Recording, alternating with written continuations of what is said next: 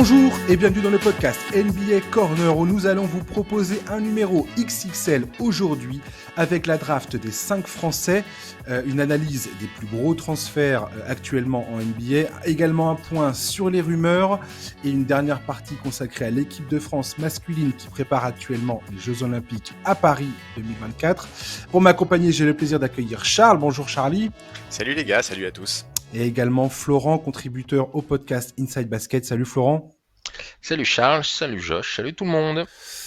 Messieurs, on va enchaîner tout de suite parce qu'on a un podcast extrêmement long devant nous. Je vous préviens tout de suite, on verra à la fin combien de temps ça a duré. On va commencer sur la draft historique pour la France. On a eu 4 joueurs sélectionnés. C'était dans la nuit de mercredi à jeudi, c'est ça, au premier tour, dont 3 dans les 6 premiers choix. C'est absolument dingue. Et on en a eu un la nuit dernière au second tour. Alors, avant de commencer, avant de recueillir vos réactions à tout ça, j'aimerais proposer aux auditeurs d'écouter la réaction de Bilal Coulibaly sur l'arrivée de ces rookies français en NBA et ses conseils pour lancer leur carrière le mieux possible. Les connaissances, je sais que ce sont des très gros bosseurs, donc ouais, c'est plutôt la chose la plus importante, je dirais. Et ouais, voilà, je sais qu'ils vont faire ça bien et après, voilà, avoir confiance en soi, montrer au training camp qu'on est capable de faire des choses, etc. Donc voilà, quoi, juste pas trop surjouer, mais jouer son jeu, quoi, et être à l'aise et avoir confiance en soi. Voilà, donc merci à Bilal Coulibaly que j'ai eu la chance de rencontrer pendant le Media Day de l'équipe de France masculine de basket. On en reparlera tout à l'heure, bien évidemment. On va commencer par le premier choix de la draft. Donc après Victor Wembanyama l'an dernier, on a Zaccharie Rizaché qui a été donc sélectionné en première position par les Hawks d'Atlanta. Alors c'est un choix, quand tu regardes du point de vue des Américains, c'est pas un choix qui emballe grand monde, manifestement là-bas, outre-Atlantique.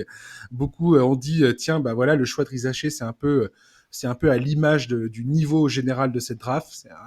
C'est un choix un peu bof pour Atlanta. Moi, je trouve personnellement qu'Atlanta vient de recruter un talent extrêmement prometteur. Il a un vrai potentiel, 3 points, défense, il a de la taille, il a une vision sur le terrain, un sens du jeu exceptionnel. D'ailleurs, j'invite les auditeurs à réécouter le podcast que j'avais fait avec Giovanni Mariette, qui a suivi l'intégralité de sa saison à Bourg-en-Bresse. Je trouve qu'il a des vraies capacités défensives. Et je pense qu'il va être immédiatement mis à contribution par Quinn Snyder. Charlie, ta réaction sur le choix de Zaccharie Rizaché à Atlanta? D'abord, effectivement, first pick de draft, c'est extraordinaire. Alors, vu que c'est le deuxième en 2 ans, pour les Français, ça peut paraître moins fou que ça ne l'est en réalité, mais il faut absolument pas sous-estimer ce que ça représente. Alors, ça implique aussi un statut qui peut être un peu dur à assumer, même si évidemment les attentes autour de lui sont moindres par rapport aux attentes qui posaient sur Wembanyama la saison dernière, qui avait la pancarte future de la NBA autour du cou. Tu l'as dit, c'est un joueur qui a d'énormes qualités, un vrai potentiel. Moi, j'attends un peu de voir ce qui va se passer à Atlanta dans les prochaines semaines quand même, parce qu'il y a beaucoup de rumeurs autour de cette franchise, avec énormément de trades mentionnés. Si cette période est bien gérée par la franchise, pour moi, l'avenir, il peut être radieux pour Rizacher, dans le sens où la présence de Trae Young devrait lui enlever la pression. Ça, c'est lui le visage de l'équipe. Les attentes sur ses épaules seront moindres que s'il avait été drafté dans une équipe sans aucune star. Cet effectif, il a beaucoup de qualités. Il y a un coach qui a des références, même si sa première vraie saison à Atlanta n'a pas été à la hauteur des attentes. Donc ouais, forcément très excité de voir ce que ça va donner.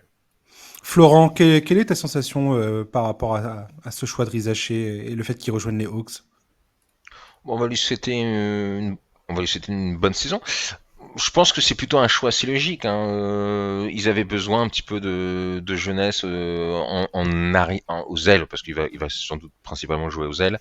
Il va aussi apporter, je pense, pas mal de shoot, notamment à 3 points. Il a une bonne mécanique, donc il va pouvoir rajouter un petit peu de spacing, ce qui va pouvoir aider ses coéquipiers, notamment Trae Young, peut-être à attaquer le panier ou même Murray. Je pense que c'est un bon choix. C'est un joueur qui va aussi apporter beaucoup de défense à une équipe qui en manquait cruellement. Là, il va être très très utile parce qu'il peut défendre sur des ailiers, mais même sur des arrières, et ça peut soulager notamment les petites faiblesses de Young. Donc, et ça permettra, plus tu as de défenseurs, Young est un petit problème défensif, plus tu as défensif, il défend pas très bien. Plus tu as de bons défenseurs à côté de lui, plus tu peux le cacher. Donc ça va sans doute les aider beaucoup. Donc je pense que c'est plutôt un choix cohérent pour les Hawks. Ils tombent dans un environnement qui est pas le plus mauvais, le plus sale. Une équipe qui a des petites ambitions et puis un coach qui sait faire des bonnes choses, qui sait jouer en fonction de ses joueurs et pas en voulant forcer à tout prix un système quoi qu'il arrive. Donc ça c'est plutôt bien pour le développement d'un joueur. Donc non, on lui souhaite le meilleur. Mais c'est un bon choix. Oui, tout à fait. Je pense qu'on n'a pas vu la fin d'Atlanta dans cette intersaison. J'ai hâte de voir, parce que il y a quand même des rumeurs entourant leur effectif, que ce soit Trae Young, que ce soit Dejounte Murray, que ce soit Clint Capella. Il y a beaucoup de joueurs chez eux qui sont dans les rumeurs de transfert. On verra bien ce qui se passe cet été également du côté d'Atlanta. Si ça, enfin, s'il y a un autre projet qui se met en place, notamment où Zachary Rizachi aura encore plus un rôle important dans cette histoire, on verra ça. Moi, je sais pas pourquoi, j'ai aucun doute le concernant. J'ai l'impression que ça va vraiment être un excellent joueur. Alors peut-être que je vais me tromper, on verra bien. Mais en tout cas, voilà, comme tu dis, Florent, je lui souhaite vraiment de réussir et j'espère qu'il trouvera sa place à Atlanta. Deuxième choix, Alexandre Sarr. Donc voilà, 2 Français en première position. C'est complètement fou.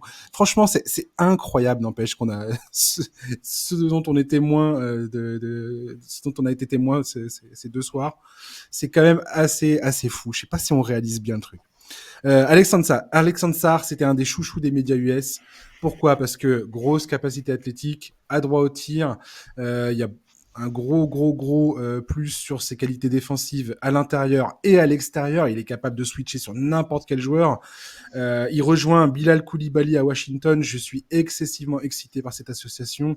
Washington a également sélectionné Kayshawn George dans cette draft au premier tour, un ailier créateur redoutable derrière la ligne des 3 points. Je propose, avant de vous demander votre avis sur Alexandre Sarr, d'écouter un petit audio de Bilal Coulibaly qui parle justement du choix d'Alexandre Sarr par les Wizards. Alexandre, je ne le connais pas tant que ça. Je l'ai rencontré pour la première fois à Chicago lors de la loterie. Et on a échangé très brièvement, mais ouais, je suis très content qu'il ait pris. Je pense qu'il va très bien fit dans notre équipe et je pense qu'il va s'y plaire aussi à Washington parce que c'est une organisation qui favorise beaucoup les Européens, etc. Donc ouais, il aurait une place immense dans le cœur de toute l'organisation et c'est bien pour lui. Voilà, Charlie, ton avis sur Alexandre Sarr à Washington? Bah évidemment, je trouve ça très sympa qu'il retrouve Bilal Coulibaly, qui est visiblement convaincu par son apport potentiel dans l'équipe. Et évidemment, on leur souhaite que ça fonctionne et qu'à eux deux, ils parviennent à faire remonter cette équipe. Ce serait magnifique, évidemment pour eux et pour la franchise. Je pense qu'il correspond tout à fait aux besoins des Wizards, qu'ils le voulaient absolument. Il va pouvoir assurer de la défense du cercle, courir en transition. On va attendre de lui un vrai impact au rebond. Bref, on va lui demander de faire ce qu'il sait faire dans une franchise en reconstruction où la pression devrait pas être affolante. Bon, c'est sympa, voilà. C'est bien que Bilal Coulibaly soit là parce qu'il va pouvoir entre guillemets le mentorer un peu, même s'il n'a pas une expérience folle. Il a déjà vécu une saison de rookie en NBA. Voilà, j'attends de voir comment ça va se passer. Je dois avouer que je suis pas très fan du principe de refuser les workouts avec Atlanta comme ils l'ont fait pour éviter qu'ils soient complètement. Atlanta. Bon, complètement. ça arrive souvent. Chaque année, on a des prospects qui font ce genre de choses. Mais enfin là, on parle quand même du first pick potentiel. En plus, quelques semaines avant ça, il avait expliqué dans la presse qu'il était hyper excité à la perspective de jouer pour Atlanta, qu'il adorait la ville et tout. Enfin bref, je trouve que sa communication a pas été terrible et c'est pas une très bonne première impression envoyée. Ouais, maintenant, son potentiel, il est évident et je pense qu'il va beaucoup apporter à cette équipe. Florent, Alexandre Sarr à Washington. Oui, je suis d'accord qu'on n'a pas assez parlé le fait quand même qu'il ait zappé les Hawks. C'est un peu surprenant, mais bon, on va pas remettre 3 francs 6 sous dans la polémique. Mais il va apporter surtout il a déjà un physique opérationnel pour la NBA et il va apporter, voilà, comme vous l'avez dit, beaucoup de défense, une protection de cercle très efficace. Il est complètement NBA ready, ouais. Ouais, c'est ça. C'est sans doute l'un des joueurs les plus NBA ready dans le top 6, top 10 de cette draft. Efficace aussi. Offensivement, sur les pick and roll, voire les pick and pop, il a un petit shoot, voilà, qui lui permet de faire du bon boulot. Donc ça pourra aussi apporter un petit peu de mouvement et de divers schémas pour les Wizards. Donc c'est une bonne chose. Voilà, c'est un joueur qui doit progresser dans plein de domaines. C'est pas le roi du handle. Après, on va peut-être pas non plus trop lui en demander dans ce registre-là, donc c'est pas trop grave. Mais ce sera intéressant. Niveau intégration, se retrouver dans une équipe où il y a un autre Frenchie, bah c'est quand même ce qu'il y a de mieux, on va pas se mentir. Donc voilà, ça va sans doute Bilal va lui apprendre des petits trucs pour s'intégrer vite dans la NBA. Donc ça va être très intéressant. Moi je pense qu'il peut vraiment faire une très bonne saison. Et je serais pas étonné qu'on parle de lui, alors ce qui est un peu logique pour un top de draft, mais pour le rookie de l'année, pourquoi pas. Je mettrais bien une pièce sur lui. Ouais, complètement. En tout cas, moi, ce qui m'importe le plus dans tout ça, c'est le projet qui est en train de se mettre en place aux Wizards. On voit bien que, on voit bien qu'il y a eu il y a eu des problèmes ces dernières années en termes de construction d'effectifs. Tommy Shepard a été licencié en avril 2023. Là, ils sont en train de reconstruire un petit peu tout le front office. Il y a Troy Weaver là qui vient de rejoindre d'ailleurs, qui a été remercié à Détroit et qui vient de rejoindre le front office des Wizards. Donc il y a Travis Schlenk, je crois aussi, qui est arrivé il y a un an. Donc c'est un front office qui est tout neuf, qui est tout nouveau, qui est en train d'essayer de faire quelque chose. J'aime bien pour l'instant la direction que ça prend à Washington. C'est pas facile d'avoir confiance en Washington, très sincèrement, étant donné les dernières années. Maintenant, voilà, il y a Bilal Coulibaly, un joueur auquel je crois énormément. Alexandre Sarr, s'il est aussi bon qu'on l'avance, il y a vraiment un truc qui est en train de se positionner. Alors c'est pas maintenant que ça va se passer à Washington, clairement. Il va falloir plusieurs années avant que ça se passe. Mais j'aime bien la direction que ça prend. Je sais pas si vous avez un mot par rapport au projet qui est en train de se mettre en place à Washington. Charlie. Bah, je trouve que enfin, oui, dans l'absolu, oui, je suis d'accord avec toi. Maintenant, je pense qu'il faut quand même attendre un peu de voir comment ça va évoluer. Par exemple, le cas Brogdon, aujourd'hui, on sait pas très bien s'il est là en transition ou s'il va Oui, s'installer pour tout à aider fait. ces jeunes-là à progresser. Moi, j'avoue que ça me plairait assez qu'il reste parce que je trouve que c'est un joueur très intelligent sur le parquet. Je l'aime vraiment bien et je pense que pour le développement de ces jeunes-là, il pourrait avoir un vrai rôle à condition évidemment qu'il soit partant pour jouer le jeu. Donc j'attends de voir ce qui va se passer dans les prochaines semaines, mais effectivement, pour le moment, c'est un projet qui paraît plaisant, mais comme c'est Washington, je vais On pas est m'enflammer. méfiant. Voilà, je vais pas m'enflammer. Florent, t'as un mot à dire là-dessus ou pas? C'est encourageant parce qu'il n'y a pas si longtemps que ça, c'était vraiment L'enfer. l'enfer, voilà Grave. exactement. Donc non, non, il y a une petite lueur, il y a des bonnes choses en effet, c'est vrai. Et puis bon, deux Français dans une même franchise qui auront sans doute en plus un petit rôle à jouer. On va pas faire la fine bouche, on va se régaler. Tout ça pour voir comment il s'appelle. Euh, Jordan Poole, Jordan Poole prendre des pull-ups à prendre des pull-ups à 3 points. Non mais tu vois, typiquement Jordan Poole, c'est une vraie question. Comme est grave, et complètement.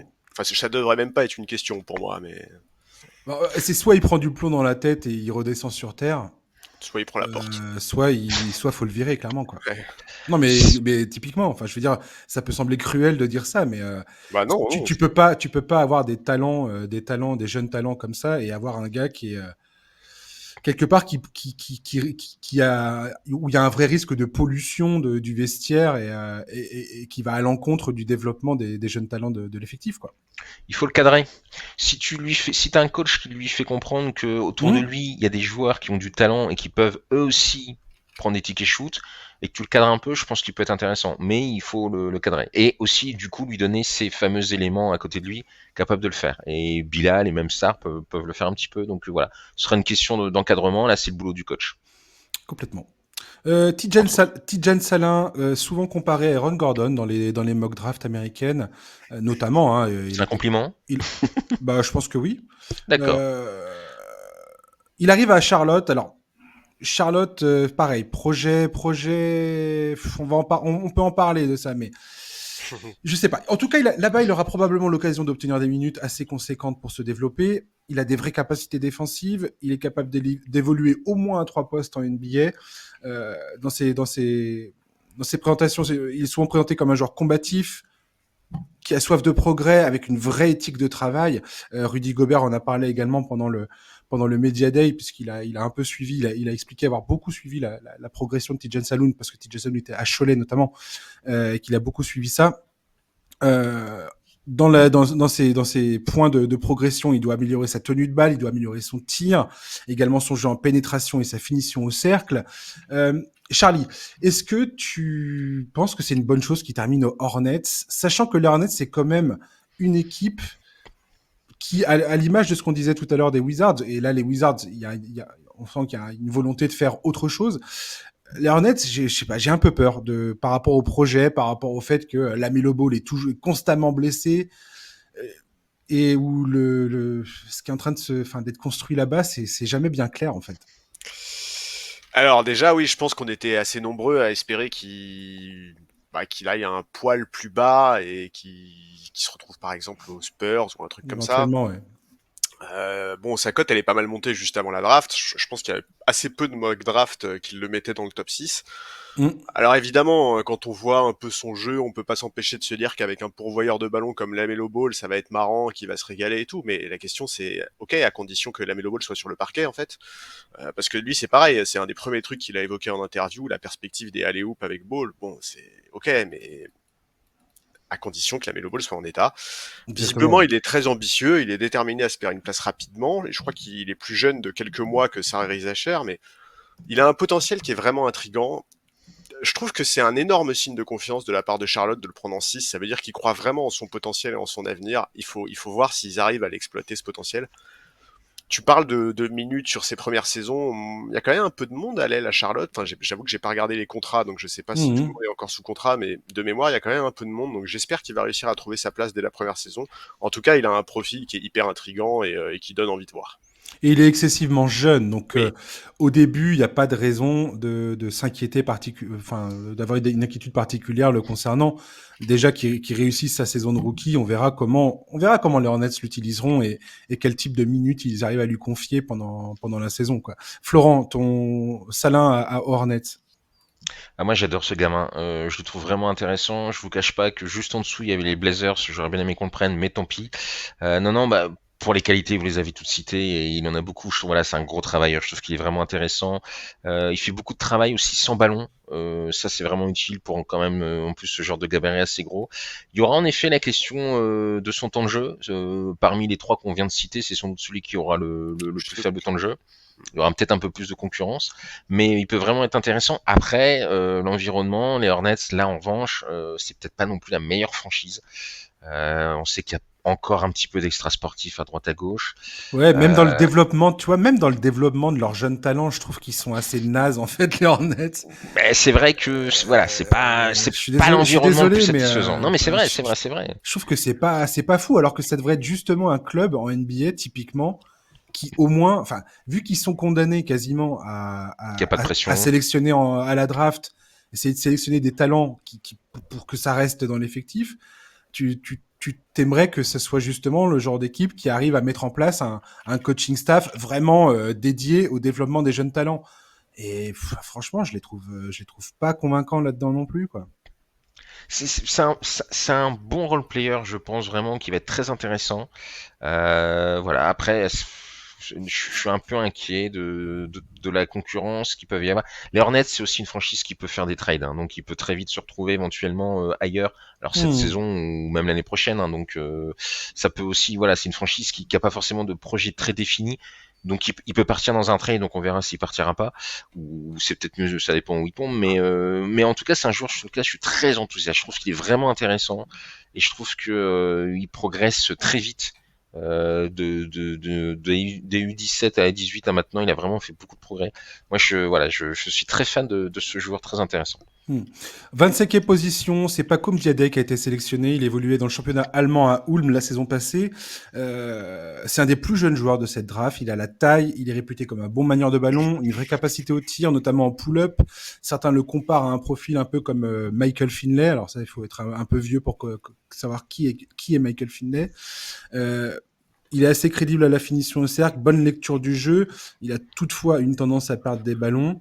Alors, j'avoue que Paco Mdiadé, alors moi je le dis, je le répète aux auditeurs du podcast, hein, je suis pas énormément le championnat hors NBA.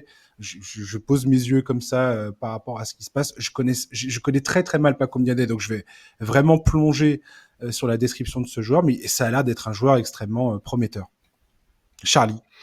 Ouais, moi dans l'absolu de ce que j'ai vu, moi je suis comme toi, hein, je suis principalement la NBA, voire même quasiment que, mais dans l'absolu, moi j'aime son profil, je pense qu'il est tout à fait NBA compatible sur le papier.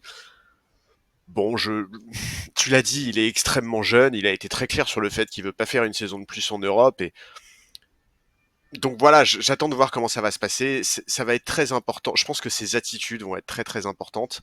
La confiance qu'il peut avoir, l'éthique de travail, c'est d'ailleurs quelque chose que Bilal Koulibaly mentionnait, c'est extrêmement important pour les premières années. Il y a du monde à son poste. Il a un coach qui est pas vraiment réputé pour faire jouer les rookies. Exactement ce que j'allais dire.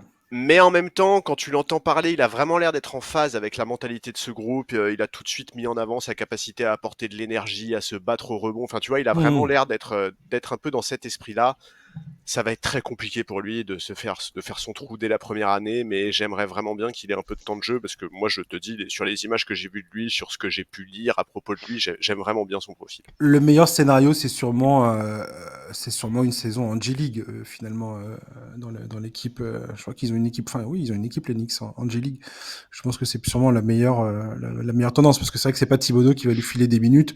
Surtout, et on va en parler tout à l'heure plus longuement, quand tu vois les Knicks aujourd'hui qui ont des ambitions absolument folles. Donc, Ouais, et puis il y a pour la... il y a du monde à son poste, quoi. Ah non, mais là, c'est n'importe quoi. Donc, Florent, Pacom Diadé aux Knicks.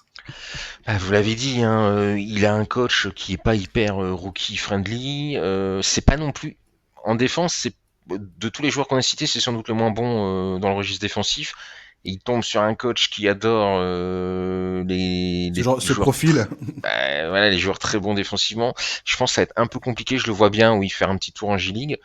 En tout cas, je lui souhaite un meilleur sort que le dernier Français qu'a eu Thibodeau sous la main, parce que ça s'était pas très bien passé pour Evan Fournier. Oh, le pauvre. Mais ouais, alors lui, c'est pas son talent que je remets en cause, mais je pense qu'il est pas tombé dans la bonne franchise.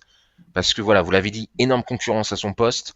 Un coach qui fait pas trop confiance aux rookies, ça va être compliqué d'avoir des minutes pour prouver son talent. Donc c'est pas contre Linux, c'est pas contre lui, mais le mariage entre les deux me paraît un peu compliqué.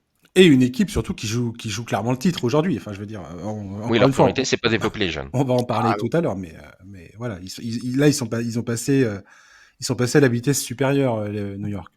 Dernier Français à être sélectionné, donc ça c'était la nuit dernière, de second tour, 51e position, il part à Dallas, Melvin Aginsa. Il est gaucher, gros potentiel, 3 points défense, bonne lecture du jeu. Je pense qu'il a un rôle à trouver auprès de Luka Doncic si jamais il arrive à s'accrocher dans cet effectif et à arracher des minutes. On verra bien comment ça se passera pour lui. Pareil, il tombe dans une équipe qui était finaliste il y a quelques semaines de ça, donc ça va être très très compliqué à mon avis de trouver des minutes.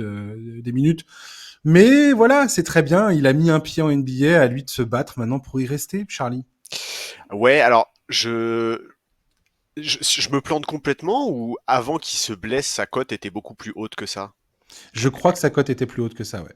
Parce que moi j'ai été assez étonné finalement de le voir drafté aussi bas. Écoute, bon, on peut que lui souhaiter de réussir à faire son trou. Maintenant, c'est comme on l'a dit, bah, c'est un peu comme Paco Mdatier. Quand tu arrives dans une franchise qui est hyper ambitieuse et qui veut gagner tout de suite, bah, c'est forcément plus compliqué de faire son trou que quand tu déboules à Washington, par exemple. Bon, écoute, on va voir ce que ça donne. En tout cas, c'est c'est cool d'être au contact d'un joueur comme Luka Doncic, mais c'est compliqué de faire son trou dans une équipe ambitieuse. Oui, complètement. Ouais. Florent. Oui, c'est un peu ça, hein. Lui aussi, est-ce qu'on va lui donner vraiment les chances de prouver? Ça va être plus compliqué. Alors l'avantage, c'est que physiquement, lui aussi est assez opérationnel tout de suite. Ça, c'est pas mal.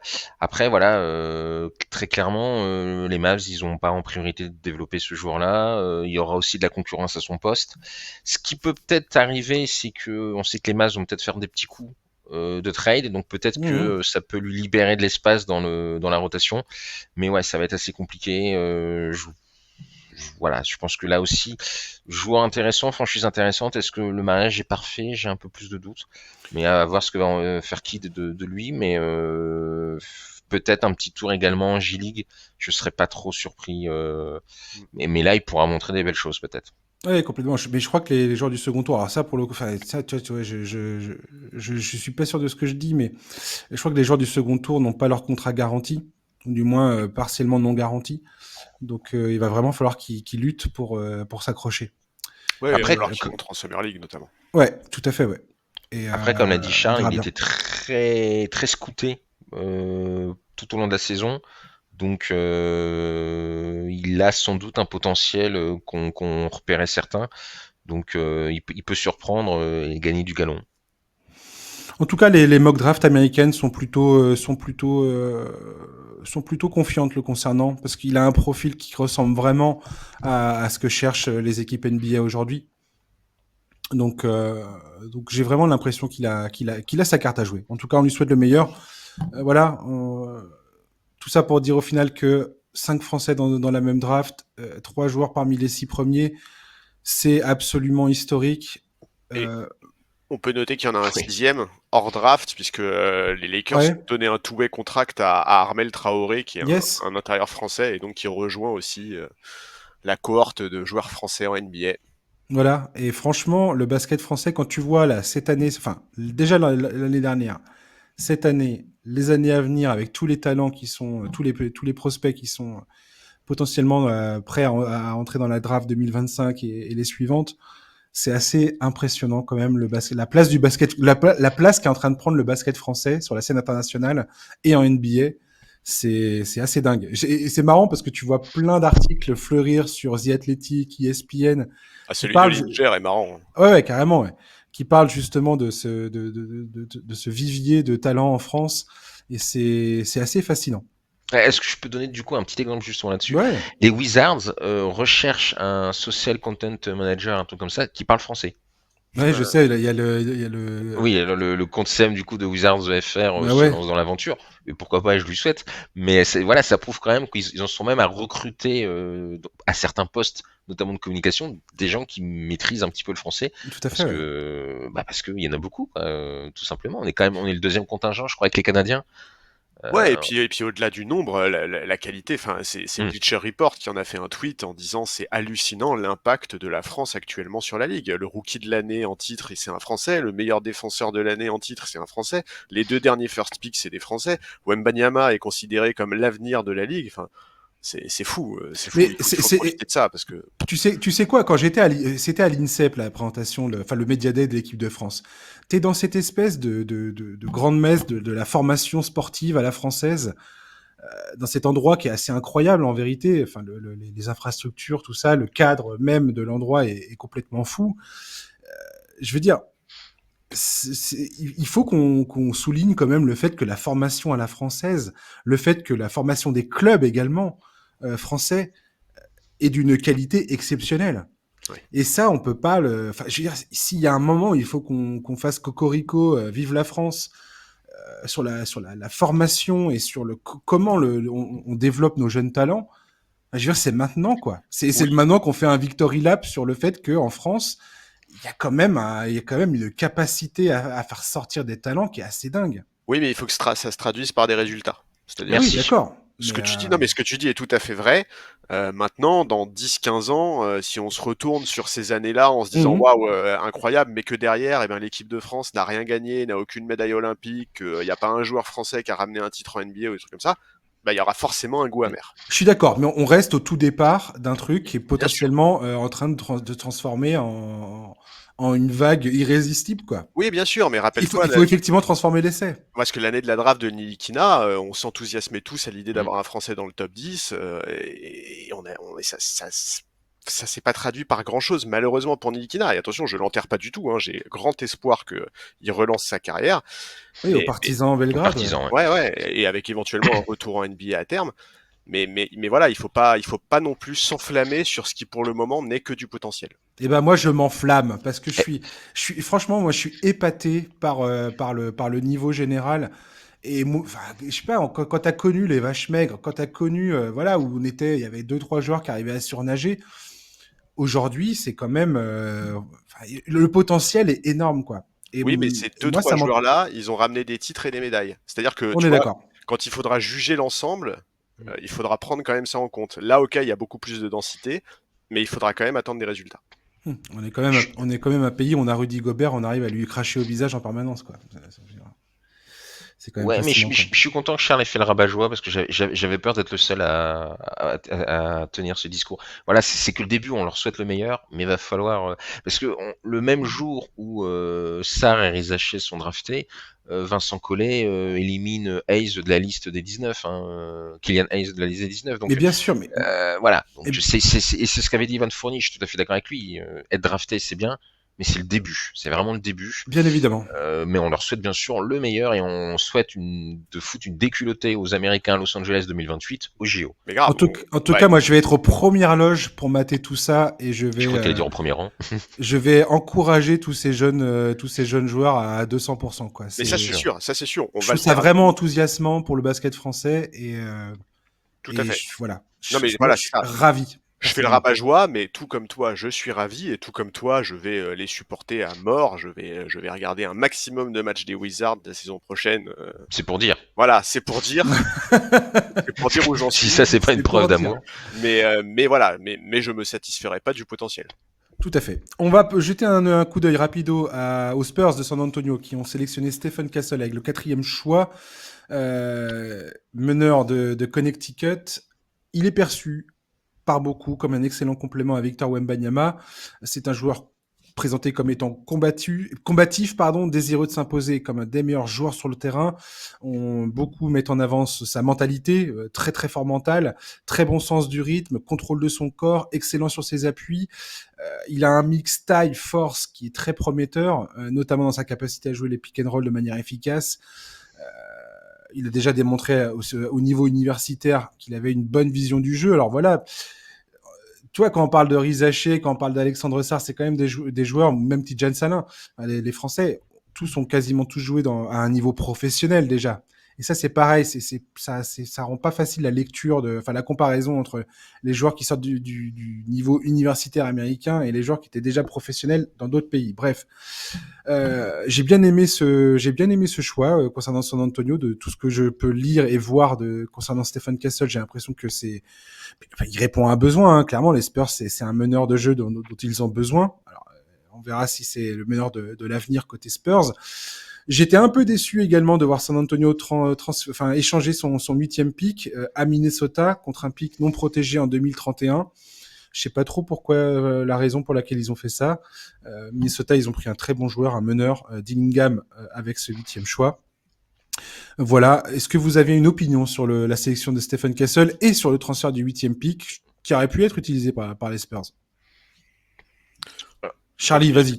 Vas-y. Ok. Bah écoute, moi, je dois avouer que dans l'absolu, j'ai envie de voir les Spurs mettre la main sur un meneur plus référencé, expérimenté et capable d'épauler Wembanyama dès la saison prochaine dans D'accord. la perspective. Donc ça, c'est la prémisse. Maintenant, oui, je vois l'intérêt. Il a des grosses qualités, notamment défensives. Il a des vraies capacités, enfin des vraies qualités dans le playmaking aussi. Il me semble qu'il y a des gros doutes sur son adresse extérieure, mais bon, ce serait pas la première fois que les Spurs aident un joueur à développer son shoot, loin de là.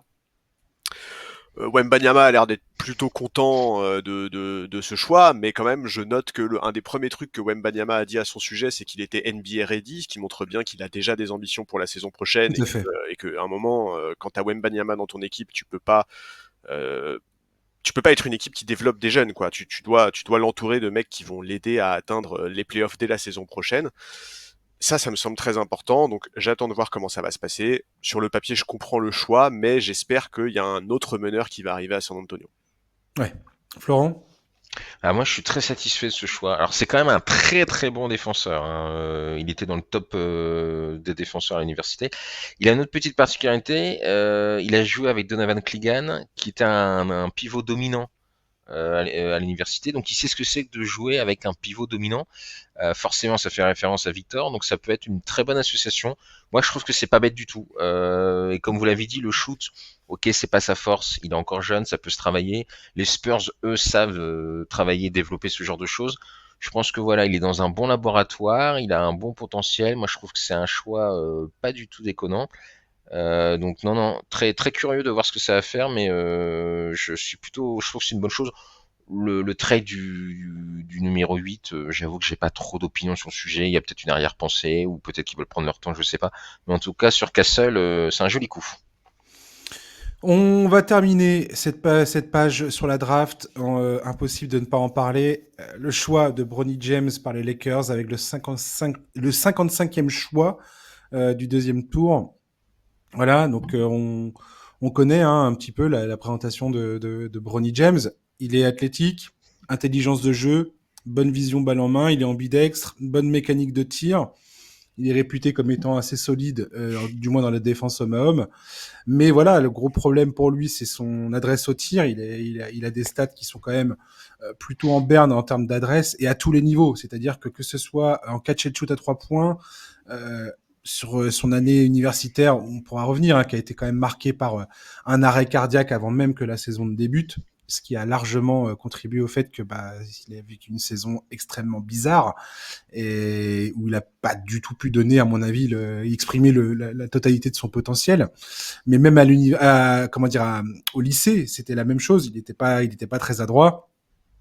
Il a pas vraiment d'adresse sur ses flotteurs, sur son jeu en pénétration, sur son jeu en pull-up. Enfin bref, tous les indicateurs en termes d'adresse et de qualité offensive sont pas bonnes. Il a également une capacité de dribble assez limitée. Sa tenue de balle n'est pas très bonne. Voilà. Il y a eu cette intervention de Bob Myers sur ESPN en live sur un plateau de draft qui a expliqué que Rich Paul, qui est l'agent de LeBron James, qui est à la tête de sa société Clutch Sports, donc une société d'agents de joueurs, a fait pression sur la quasi-totalité des clubs en disant surtout celui qui ose prendre Bronny James autre que les Lakers avec ce choix-là, gare à vous, et il se présentera pas auquel cas. Il ira en Australie. Voilà, j'ai trouvé tout ça assez ubuesque personnellement. Enfin, j'ai trouvé ça assez fou. Après, je suis content pour LeBron James. Écoute, il réalise son rêve. Bronny James, je me demande à quoi ça va ressembler pour lui de tomber dans une équipe et jouer avec son père vis-à-vis des autres joueurs. J'ai vu la vidéo où il était manifestement très ému d'être sélectionné par les Lakers. Voilà, j'ai pas plus d'avis que ça. J'ai wait and see, quoi. On verra bien à quoi ça ressemblera, tout ça. Mais voilà, il y a un côté un peu cirque médiatique qui est évident. On peut pas le nier. Et je sais pas trop sportivement à quoi ça va ressembler. Écoute, on verra bien. Charlie, toi qui es fan des Lakers, tu vas me donner ton opinion? Bon, déjà, je trouve ça assez drôle que tu aies commencé par détailler ses qualités sur le parquet, parce que je pense sincèrement que c'est vraiment un truc qui n'a à aucun moment pesé dans la décision de le sélectionner. Écoute, je pense que c'est un cadeau ni pour lui ni pour la franchise. Je pense que les manœuvres de Rich Paul pour qu'il finisse aux Lakers sont absolument nulles. En plus, pas crédibles, parce que vraiment, imaginer que le fils de LeBron James va aller en Australie, c'est un peu une bonne blague. Pour moi, il n'y a aucun gagnant dans cette affaire sauf LeBron qui réalise son délire de jouer avec son gamin, avec les acclamations d'un bon nombre de joueurs NBA qui trouvent l'histoire magnifique. Alors peut-être que je la trouverais magnifique aussi si j'avais pas le sentiment que la franchise que je supporte n'est qu'un jouet entre les mains de Clutch Sport. En l'état, j'avoue que ça me je sais pas, la facilité ce serait de dire on s'en fout, c'est un choix de second tour, c'est pas important, mais c'est pas vrai en fait, parce que chaque année t'as des mecs au second tour qui deviennent des role-players importants, voire même essentiels dans des équipes. Donc voilà, sans avis. Heureusement, heureusement les Lakers ont fait un très bon premier choix de draft au premier tour en la personne de Dalton Knecht, que j'appellerais Dalton parce que c'est Knecht. Voilà. Ils disent les Américains. Knecht. Je l'appellerais Dalton, c'est beaucoup mieux. Qu'on attendait beaucoup plus haut que le 17e choix et qui finalement est descendu et c'est très bien parce que c'est un excellent shooter et que LeBron a besoin de shooters à ses côtés. Bon voilà, pour Bronny James, on verra déjà s'il joue, à quel point il joue, est-ce qu'il joue pour de bonnes raisons ou pas, je ne sais pas. Mais c'est ça la question en fait, c'est est-ce que... Puis après, on va en parler de JJ Redick qui arrive aux Lakers, mais oh là là. Est-ce que dans cette espèce de théâtre que sont devenus les Lakers, est-ce que on va filer des minutes à Bronny James? Ça, c'est sûr et certain que dès le début de la saison, ça va se passer. Le moment où il va entrer sur le terrain pour jouer avec son père, ça va se passer, c'est sûr et certain. Ah mais c'est sûr, bien sûr. Et je me demande à quoi ça va ressembler. Combien de temps ça va durer? Combien de temps JJ Redick va décemment lui donner des minutes de jeu ou pas sur le terrain? Et à quoi ça va ressembler à ce moment-là? Je me pose 10 000 questions concernant ce truc-là. Et je sais pas si on est prêt à assister à tout ça. Florent, qu'est-ce que t'en penses, toi? Aide-nous, Florent, s'il te plaît. Lakers, fils de LeBron James, clutch, t'as tout pour faire un cocktail explosif. Hein. Ça, c'est sûr que c'est de la dynamite. Si on essaie un peu de mettre tout ça de côté, c'est sur la voie de la raison, ouais. Sois rationnel pour nous, s'il te plaît. Je vais essayer d'enlever les éléments d'excitation. C'est le 55e tour de draft. Fondamentalement, quand tu prends un mec 55e, tu sais que pour ton présent et ton futur, sportivement, ça change pas grand chose quand même. Donc, quitte à prendre un mec comme ça, autant prendre un qui va vendre des maillots. Parce qu'on va Ah pas se mais mentir. voilà, mais non, mais Je pense que ça. je pense que dans Ouais. l'histoire de la NBA, c'est le seul mec drafté à cette position-là qui vendra autant de maillots. Je pense qu'on peut il déjà va vendre l'annoncer. plus de maillots que 95% de la ligue. Il est Clairement. capable de vendre plus de maillots que Kenneth, qui est quand même le premier drafté des Lakers, qu'on a quasiment totalement oublié déjà aujourd'hui. Il a eu le droit à 24 heures de gloire et il est déjà passé au second plan. Mais non, voilà. Non, mais c'est Honnêtement, ça, c'est ça qui est un peu dommage, Florent. Moi c'est ça qui me contrarie un peu. C'est-à-dire qu'aujourd'hui, avec cette histoire, tout le narratif, tout le storytelling, quelque part qu'on nous impose, enfin, du moins pour ceux qui ont quelque chose à faire du côté sportif, tu vois. Et pour moi, c'est la négation du sportif qu'on. d'abord, c'est un peu les Lakers. Hein. Oui. Ça reste. Ouais, mais bon. Alors, je ne nie pas l'aspect sportif des Lakers, Arrêtez. bien sûr que non. Mais il y a toujours eu ce côté extra sportif, paillettes, etc. Donc, si tu aimes les Oui, mais Lakers, là, ça tu es devient. obligé Il y a un côté caricatural qui est Ah, bah, on absolument est en 2024. grandiose, quoi. Oui, non, mais c'est ça, il a raison, c'est qu'on est en 2024, on est à une époque où ça prend encore plus d'importance. Aujourd'hui, tu vois, par exemple, tu te demandais ce que ça allait donner quand tous les deux ils seraient sur le parquet, mais tu te rends pas compte à quel point, par exemple, s'il y a un alley-oop entre les deux, même dans un garbage time, ils ont sélectionné un influenceur, en fait. et bah oui, bah en fait, ça. ça sera le highlight qui aura fait le plus de vues dans toute la saison en NBA, c'est sûr et certain, tu vois. Et ça, c'est une arme médiatique absolument massive. Mais je pense que Adam Silver lui-même devait se dire, mais bien sûr que personne prend c'est Bronny une James aubaine. que les Lakers, quoi. Bah, bien sûr, oui, bien sûr. Et même le second tour de draft, on va pas se mentir, il y a sans doute des gens qui le regardaient en attendant ce moment. Absolument, mais Mais c'est absolument. sûr. Je veux dire, et alors c'est terrible parce que ça reste un joueur, et c'est là où il y aura la difficulté. Soit c'est juste un coup marketing, bon, et à la limite c'est pas grave, ils auront rempli les caisses, même si elles sont pas vides. Après, sportivement, soit ça se passe bien et tant mieux, soit ça se passe mal, et en effet, il y aura une question, est-ce que les minutes qu'il a, c'est des minutes qu'il mérite, ou des minutes qu'on lui octroie parce qu'il a un statut particulier? Ça, c'est sûr que ça pourrait éventuellement poser un problème. Moi, je pense que surtout, ce qu'il a intérêt à faire, c'est être très très bon en défense. Offensivement, on lui en demandera peut-être pas trop, et ils ont les arguments offensifs, mais s'il est bon défensivement, là, il pourra gagner des minutes, parce qu'on sait que les Lakers ont un petit problème dans ce registre-là, ils n'ont pas tant que ça de joueurs qui défendent bien, donc s'il arrive vraiment à être une sorte de bulldog, il gagnera quelques minutes. Après, c'est sûr que il y a une grosse interrogation, qu'il aura une forme de pression de toute façon. Et puis c'est un challenge, mais c'est un challenge rigolo parce que ça reste les Lakers, parce qu'ils arrivent à mettre du bling bling. Voilà. Moi, je vous dis que son maillot sera en vente dans le magasin enfin pas du Staples Center, mais du Bitcoin, je sais plus comment ça s'appelle maintenant, mais la salle des Lakers. Alors que très clairement, c'est jamais arrivé. Je pense qu'avant on mette un mec 55e de la draft dans le magasin. Mais voilà, ça fera le show. Et puis on attend tous, bien sûr, la première passe décisive du père au fils. Ça, c'est une certitude. Oui, et d'une certaine manière, du fils au père aussi. Mais il y a le revers de la médaille, c'est-à-dire qu'effectivement son maillot va être mis en avant, etc. Mais n'empêche que je pense qu'il y a très peu de rookies qui auront débarqué en NBA avec autant de haters que lui, mais même des haters. Il y a des mecs qui le détestent ouvertement et qui estiment que ce mec-là n'a absolument pas sa place en NBA et que c'est juste à cause du nom qui est floqué sur son maillot qu'il est là. Donc ça va être compliqué à gérer tout ça pour lui. Moi, je serais pas surpris qu'il fasse un petit tour en G-League.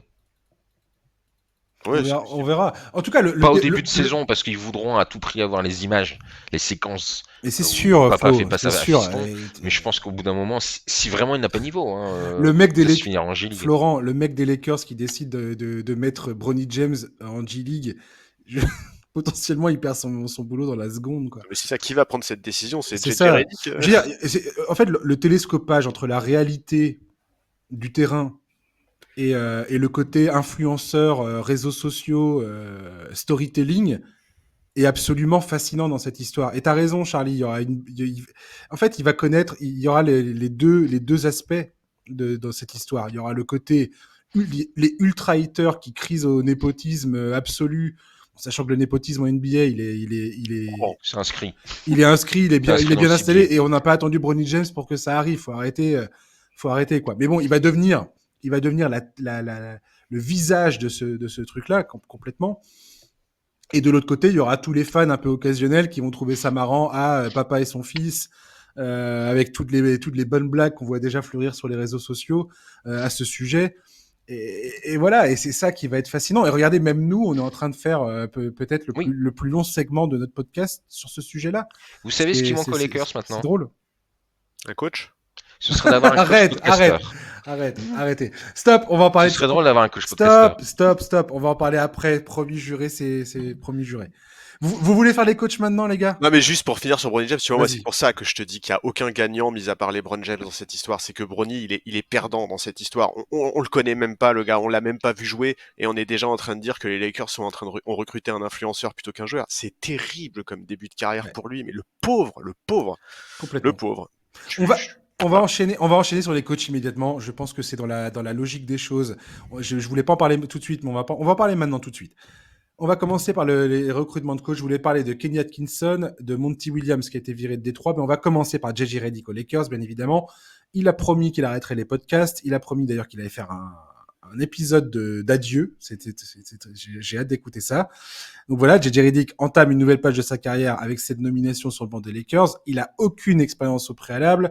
Il a une relation personnelle avec LeBron James via leur podcast Mind the Game, qui pour moi crée une ambiance complètement particulière dans le vestiaire des Lakers avant même qu'ils aient commencé le truc. Puis par-dessus le marché, tu mets l'arrivée de Bronny James en haut du gâteau. Euh, Charlie. Non. Non mais Charlie, JJ Redick a dit qu'il voulait. On va parler basket, tiens. Je vais essayer de mettre un peu de mettre un peu de basket pour commencer. Au moins, on pourra dire qu'on a parlé un peu de basket en parlant de ce sujet-là.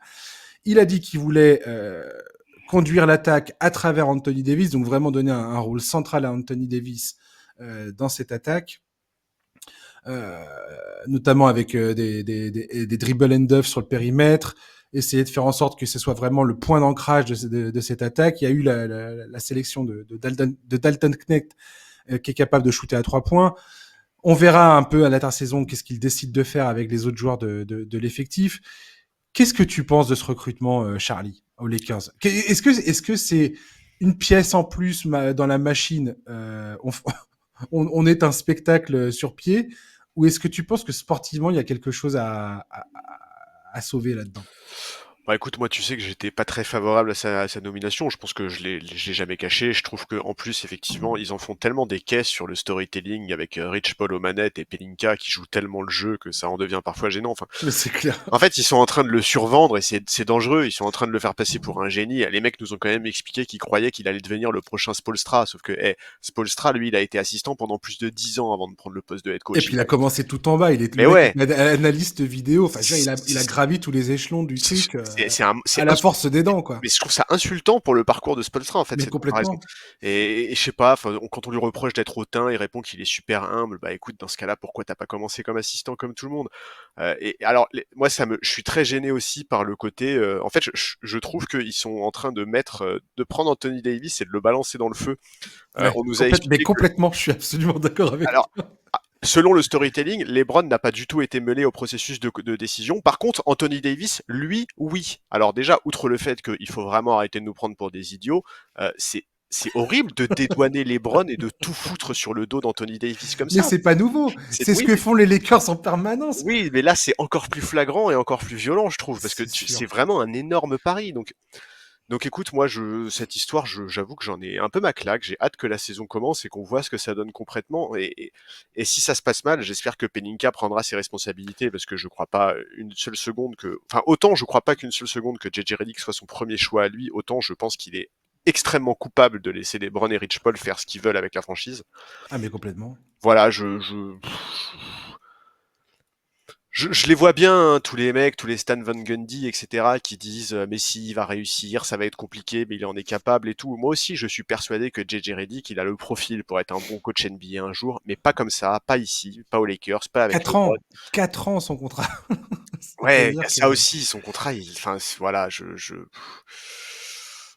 Bon, j'ai à la fois hâte que la saison démarre pour qu'on puisse parler de basket, à propos de JJ Redick et des Lakers, et en même temps, j'ai pas hâte que ça démarre parce que en fait, je vois pas un seul scénario où ça se passe bien. En fait, tu te rends compte, pour tous les autres joueurs de l'effectif, c'est horrible. À chaque décision, les mecs, ils vont se demander qui tire les ficelles, quoi. C'est Hmm.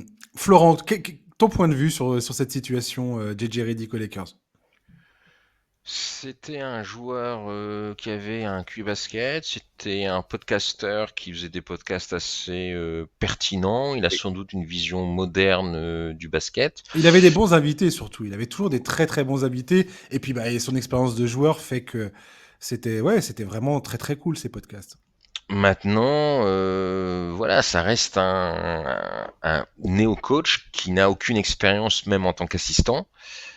Parce que être coach, c'est pas juste choisir des systèmes, c'est pas juste trancher une orientation de jeu, attaque, défense, etc. Il y a plein de choses, c'est gérer un vestiaire, c'est gérer beaucoup de choses. Et il a pas d'expérience dans une franchise aussi compliquée qu'à gérer que les Lakers. Soit c'est un coup de génie, soit ils vont un peu droit dans le mur. En plus, c'est une franchise qui n'est pas très patiente. Et ils vont pas lui laisser le temps d'apprendre son métier. Donc voilà, je suis assez inquiet. Soit je te dis, soit ils font un merveilleux coup et c'est le prochain Steve Kerr, soit c'est le prochain Steve Nash. C'est ça. C'est exactement ça. C'est bien dit, dis donc. Eh, Florent. J'ai des auteurs, hein, tu sais, qui travaillent. Oh, le sens de la formule, quoi. Bam. Lui, il est à Miami, bam. Et il a prolongé. Et il a prolongé. Et il a Et, prolongé. en fait, c'est très compliqué parce que il a pas de, il a aucune expérience, il a un CV vierge, donc on sait pas s'il va être bon ou pas, mais c'est risqué. Après, oui, je vais pas revenir, hein, Charles l'a dit, hein, la façon dont il a été nommé, c'est un peu folklorique, on va dire. Non, mais même, il y a des trucs bizarres dans ce dossier. Le rôle de Shams Charania, par exemple, qui a Ouais, non, mais clairement, mais matraqué c'est Jeff Jeremy sur hallucinant. tous les plateaux des Hallucinant. mois, alors qu'on sait très bien qu'il a des liens avec Clutchport et tout. Enfin bref, franchement, ce dossier, il sent pas bon. Ça veut pas dire que ça va nécessairement mal se passer, mais ça sent pas bon. On verra bien. Il y a quand même une bonne nouvelle, parce que moi j'avais très peur que ça n'arrive pas. Il arrête les podcasts. Et moi j'avais très très peur qu'il continue. Et là il a quand même dit Face une Draymond Green, tu veux dire qu'il ait cette double casquette. Là au moins, Redick voilà, a dit qu'il le ferait. Et moi j'avais peur qu'il continue. Et je pense que ça aurait rajouté du bordel au bordel. Au moins il met ça de côté. Voilà. Après, il a signé 4 ans. Moi, je pense qu'il la fera pas taille les du passes. bordel qui existe déjà, quoi. Oui, voilà. Mais non, mais C'est très, bon, quoi. très honnêtement, moi, j'étais très surpris parce que son podcast, d'un point de vue financier, c'est Ouais. un truc très lourd. J'avais peur qu'il le mette de côté, enfin qu'il ne le mette pas de côté. Et ça, au moins, c'est la première bonne décision qu'il a prise. Après, on verra ce qu'il fait. On sait aussi que coacher avec les LeBron James dans son équipe, c'est pas très évident. Donc on va voir comment ça va se passer, mais c'est sûr que ça rajoute du folklore au folklore. Oui, et puis surtout, on attend de voir de comment va être composé son staff, parce que il faut absolument qu'il y ait de l'expérience dans son staff. Et j'avoue que quand on voit la dernière rumeur qui ferait de Dwayne Casey le favori pour devenir son premier assistant, moi, ça fait pas rêver, hein, ça donne pas envie, quoi. T'aurais préféré David Blatt? Ouais, ça aurait marché, ouais. Ça aurait été drôle au moins. Ouais. Encore d'un point de vue. Ouais, mais là c'est un storytelling agressif, tu vois. C'est trop agressif, Laurent. C'est pas compatible avec les familles. Il y aura du sang très vite s'il y a David Blatt. On va enchaîner. On va enchaîner. On va sortir des Lakers. C'est fini, Charlie. C'est fini ton calvaire. C'est bon, je peux respirer? C'est bon, tu peux respirer. Ok. Kenny Atkinson à Cleveland, il vient de signer un contrat de 5 ans. Il a déjà une expérience avec Jarrett Allen et Caris LeVert qui sont aux Cavaliers. Il les a coachés à Brooklyn avant son éviction en 2020. On se souvient parce qu'il avait refusé de sortir Jarrett Allen du 5 pour mettre DeAndre Jordan à la demande de Kevin Durant notamment et de Kyrie Irving, les vrais coachs de cette équipe à l'époque. Gros chantier à Cleveland avec l'extension de Donovan Mitchell dans les tuyaux. Darius Garland a déjà prévenu que si Mitchell continuait, re-signé dans l'équipe, il demanderait à partir. Charlie, Kenny Atkinson, Cleveland. Bon, content qu'il retrouve un poste en NBA. Je trouve Ouais, pareil. qu'il a fait des choses vraiment intéressantes avec Brooklyn, avec une équipe assez jeune avant d'être victime du changement de braquet de la franchise. Voilà, il a de l'expérience en NBA, il a côtoyé des grands coachs à Cleveland, il va retrouver des joueurs qu'il connaît bien pour les avoir déjà eus. On va voir comment va évoluer l'effectif, parce que tu l'as dit, il y a beaucoup d'incertitudes sur cet effectif. Je pense qu'il y a des tensions à apaiser dans le vestiaire aussi. Bon, tout ce que je lui souhaite, c'est de remporter une médaille olympique avant de s'installer sur le banc des Cavs, voilà. Florent Atkinson. Bah, voilà un homme qui a un CV. Ouais, Ah, oui, voilà. Voilà, au moins, il y a un peu moins d'incertitude. même Ah s'il a bon, jamais fait de podcast, hein, pardon, mais ça la fout c'est mal. vrai. Ça joue en sa défaveur, c'est vrai. À Brooklyn, c'était pas mauvais ce qu'il avait fait en tant que head coach. Et puis là, il a quand même été assistant coach aux Warriors depuis plusieurs années, donc il a vu des belles choses. Donc ouais, non, je pense que c'est un bon choix. Ils avaient besoin de toute façon d'un changement à ce poste. Il y a du boulot, bah, comme tu l'as dit. Hein, avec quel effectif? Ce sera un peu la grande question de cet été. Mais ça, ce sera le problème du GM et pas le sien. Mais je trouve que voilà, il peut apporter des bonnes choses, il peut apporter un peu de fluidité du côté des Cavs, surtout au côté offensif. Et puis peut-être qu'il va leur apporter une certaine sérénité en playoff, parce que le gros problème des Cavs, c'est surtout en playoff. Ils ont quand même fait 2 saisons de suite décevants en playoff. Donc voilà, c'est ça qu'on va souhaiter à cette équipe. Et pour moi, c'est un bon choix. C'est un coach. C'est pas un énième coach qu'on recycle une énième fois, comme tant d'autres. Il a montré des bonnes choses. Il a un CV. Non, bonne pioche. Parmi les coachs qu'il pouvait Ouais. prendre, c'est un bon choix. Ouais, je suis d'accord. Je voulais quand même pointer également du doigt dans cette actualité très très riche en NBA, on est dans la période, hein, Monty Williams qui a été viré à Détroit 1 an après avoir signé ce qui était à l'époque le contrat le plus riche de l'histoire pour un coach. Le fait que Trajan Langdon a été nommé président des opérations basket le 31 mai dernier rentre bien évidemment dans cette en ligne de compte dans cette décision. Mais bon, ça la fout mal quand même côté Pistons où t'as l'impression qu'il se passe quand même un peu n'importe quoi. S'il y a une franchise qui est mal gérée en ce moment, c'est bien elle. Le choix de Ron Holland là pendant la draft, c'est un peu le même truc. C'est encore un joueur qui est peu adroit au tir. Alors il a l'air talentueux, il a l'air d'avoir du potentiel, mais quand t'as Kate Cunningham dans ton équipe et que t'arrêtes pas de l'entourer qu'avec des joueurs qui ne savent absolument pas tirer, C'est un enfer. ça devient criminel à un moment ou à un autre. Je sais pas où va cette équipe, mais je sais pas. J'ai l'impression que c'est une suite interminable de mauvaises décisions. Est-ce que cette décision de se séparer de Monty Williams est la première, un premier pas vers une amélioration générale? Je sais pas. Mais voilà, comme je dis, là, la draft de Ron Holland, ça m'inspire pas confiance. Et je me demande vraiment où ça part, cette histoire de Pistons. Florent, qu'est-ce que t'en penses, toi? Bah, comme tu l'as dit, alors pour la draft vite fait, oui, c'est un énième non-shooter. Je sais pas, alors c'est sans doute un bon joueur, mais ça fit pas avec l'équipe, donc choix un peu incompréhensible. Ah, mais cet effectif intégralement doit être revu. Enfin, je sais pas, il y a un moment, enfin, où je sais pas, je sais pas. Kate Cunningham a besoin de shooters autour de lui. Il y en a pas un seul quasiment autour de lui. Donc, c'est fou. alors Tim Hardaway Jr. apparemment vient de signer chez eux, donc ils vont en avoir un au moins. Ah oui. Mais donc ça c'est pour le côté draft et pour le côté coach. Bah, écoute, il y a des gens qui travaillent pour avoir leurs annuités et avoir leur retraite. Monty Williams, lui, c'est réglé, hein, avec le salaire qu'il a. Franchement, il signe 1 an. Il a un gros pactole ensuite parce qu'ils vont lui payer les 3 années qui restent. Écoute, il a raison. Hein, il a réglé son problème de retraite à lui tout seul. Hein, tant mieux pour lui. Que veux-tu que je te dise? Je trouve ça idiot en fait parce qu'il est pas responsable des mauvais résultats. Parce qu'il avait signé 6 ans pour 6 ans même. 6 ans pour 78 millions. Ouais, ouais. C'était 4 ans. 78,5. Enfin, je veux dire, c'est absolument. Là, il reste 65 millions sur les 5 prochaines C'est saisons à ça, ramener. exactement. Non, mais je veux dire, c'est complètement fou en fait. Et c'est idiot parce que, enfin, en fait, c'est pas pour des raisons sportives parce que Le gars était coach de sportivement, l'année en 2022. Hein.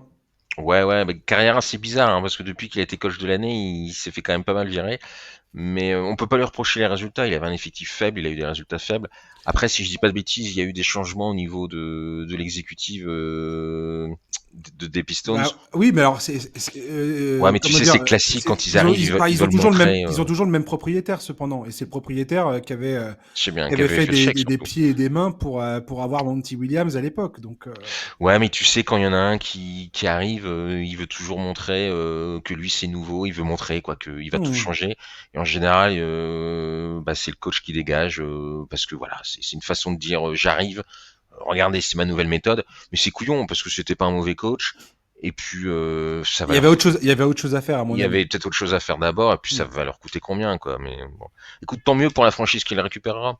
Après, moi, je me plains. Je veux dire, je vais pas plaindre un multimilliardaire Il retrouvera du boulot, t'inquiète pas. D'avoir à payer une ardoise pareille. Enfin, je veux dire, pour lui. Ah, le propriétaire, oui. Oui, Tom Gores. Mais Je pense que le mec, c'est bon, il a les moyens de payer ça. Mais ça, c'est juste que ça inspire pas confiance exactement. par rapport aux décisions, que ce soit en termes de front office, que ce soit en termes d'effectifs.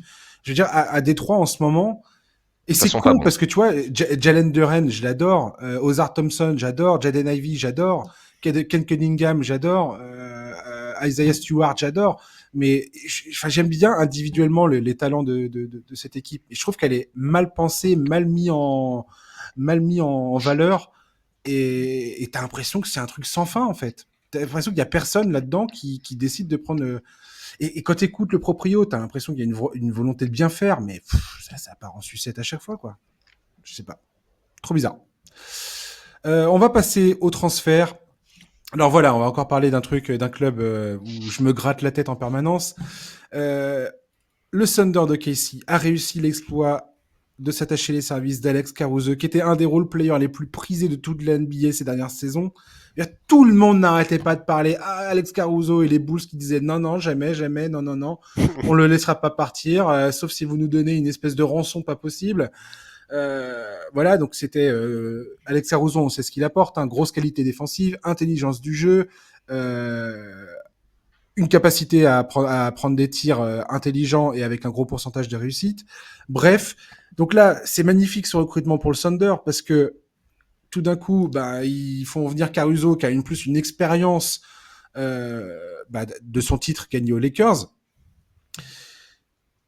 On sait que le Thunder va également devoir prendre des décisions dans le jeu intérieur, mais là, Presti, il a eu aucun pic de draft à donner pour faire l'acquisition de Caruso. Il a juste eu à donner Josh Giddey, qui vient de démontrer en playoff qu'il a quand même certaines limitations handicapantes. Alors on peut dire ouais, mais il est jeune, il avait pas l'espace pour exprimer son basket, son talent, tout ça, tout ce que tu veux. Ok, pourquoi pas. Mais voilà, le fait que les Bulls cèdent Caruso et ne récupèrent absolument 0 pic de draft dans cette opération me sidère totalement. Et je vois pas comment les Bulls construisent un effectif avec Josh Giddey et Kobe White sur les lignes arrière, enfin en tout cas en tenue de balle, en se disant ça va le faire alors que défensivement, mais ça me fait mal aux yeux rien que d'y penser, quoi. Sachant que Giddey refusait de sortir du banc au OKC et donc il l'acceptera sûrement pas à Chicago. Et que Zach LaVine est toujours dans cet effectif et on se demande bien comment ils vont faire pour se dépatouiller de ce gars-là. Enfin bref, je ne comprends pas ce que fait cette équipe et si vous arrivez à faire sens de ce qui s'est passé dans ce transfert, merci de m'expliquer. Charlie. Ah non, aucune explication. Désolé. Non mais déjà, j'adore ce move de la part du Thunder, ça c'est clair. Déjà, je trouve ça génial qu'ils aient génial. Ouais, ils sont passés à l'opportunité. Enfin, l'opportunité Caruso était là, ils l'ont saisi immédiatement et le fait qu'ils aient pas eu besoin d'ajouter de pic de draft dans cette opération, mais c'est mais Presti, il a fait boire un élixir Ouais. au front office des Bulls. Alors j'ai vu des gens dire que Caruso c'était quand même pas un shooter élite, etc. Ok, mais enfin c'est quand même très nettement au-dessus de Giddey en la matière. Il sort d'une saison à quasiment 41% et il a des positions où son adresse est absolument remarquable. Donc je pense qu'il y a aucun problème. Et puis son apport défensif notamment, enfin il y a pas mieux que lui, enfin quasiment pas mieux que lui à son poste en NBA. Bon, maintenant. Que te dire, je comprends pas non plus pourquoi Chicago a fait ça. À la limite, moi, si je peux remonter le moral des fans des Bulls, j'ai presque envie de leur dire que ça aurait pu être pire, puisque on a quand même appris récemment que Caruso a failli se retrouver à Sacramento pour une offre qui était honteuse, qui était juste le 13e choix de la draft. Donc ça, je trouve que c'est catastrophique. Pour moi, c'est bien pire que le fait de récupérer Giddey, parce que bon, là, on est un peu dans la culture de l'instant, et donc on est marqué par la prestation de Giddey en playoff, mais c'est quand même un joueur qui a un très gros potentiel. Bon, voilà, maintenant, c'est génial de la part de Casey, et moi, j'ai déjà trop hâte que la saison démarre pour voir jouer cette équipe. Voilà, c'est tout ce que je peux te dire. C'est un joueur que j'adore, c'est une équipe que j'aime beaucoup, donc très bon fit. Florent, est-ce que tu as été interpellé par ce transfert ou pas? Difficile de ne pas l'être. Ok, si, on va pas dire grand-chose. Ils ont fait un super coup.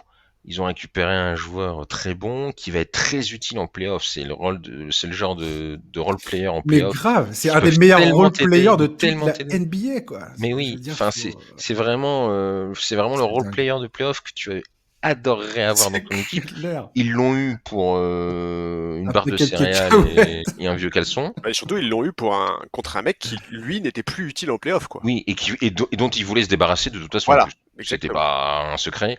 Ils voulaient s'en débarrasser, donc super. Côté Bulls, écoute, moi je vois que deux raisons. Soit il y a un type aux Bulls qui croit que Josh Giddey, le prochain, je sais pas, est une future star. Alors attends, moi qu'on soit bien clair, j'ai rien contre Josh Giddey. Hein. Le fait qu'il récupère Josh Giddey, Oui, c'est la contrepartie. quelque part, je m'en contrefiche. Pourquoi pas? C'est un jeune joueur, il a du talent, et je suis personne pour déterminer ce que va être la suite de la carrière mais... de ce gars-là. Il Non, y a mais aucun fit pas problème. avec l'effectif. Il fit pas avec D'accord, l'effectif. mais quelque part, peu importe, j'ai envie de vous dire. Moi, ce qui me choque, c'est le fait que tu es en train de négocier avec un club qui a 258 pics de draft et que tu n'en récupères pas un seul.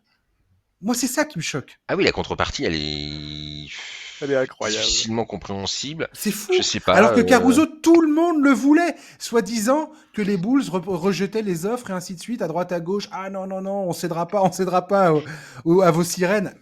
Mais oui, c'était un des mecs en NBA qui avait la plus haute cote ces derniers mois. complètement. C'est d'autant plus bête qu'ils auraient pu essayer de tenter un package Lavigne-Caruso, vu que l'un est très attractif et l'autre un petit peu plus compliqué à faire À passer. bouger. Ouais. En même temps, le contrat de Zach LaVine, tu peux.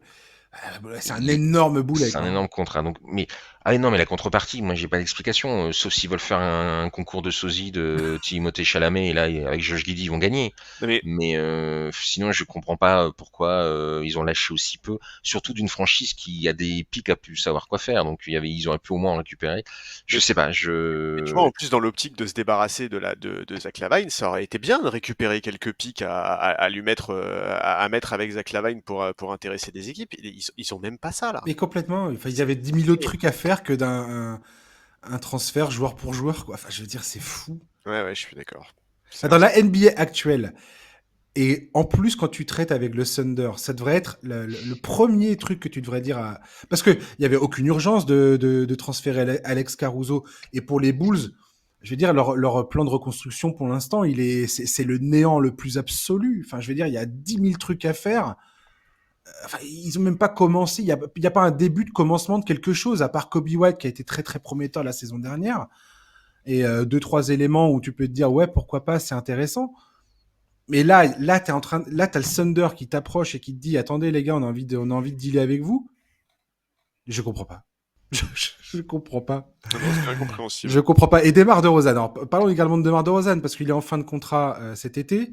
Mm-hmm. Il veut un dernier gros contrat. Les Bulls lui ont proposé 2 ans à hauteur de 40 millions par saison, mais apparemment DeRozan il fait un peu la gueule. Et c'est pareil. Alors, je comprends pas cet assistant. Pourquoi ils ont gardé DeRozan si c'est pour faire la fine bouche aujourd'hui et dire ouais, je sais pas si on va le re-signer alors qu'ils auraient pu le transférer pour récupérer pareil des assets, récupérer quelque chose en fait dans cette opération. Je sais pas. Charles, t'as un sens à me donner sur le cas de Rosanne? Ah non, bah si tu me demandes de comprendre les décisions des Bulls, tu m'en demandes trop là.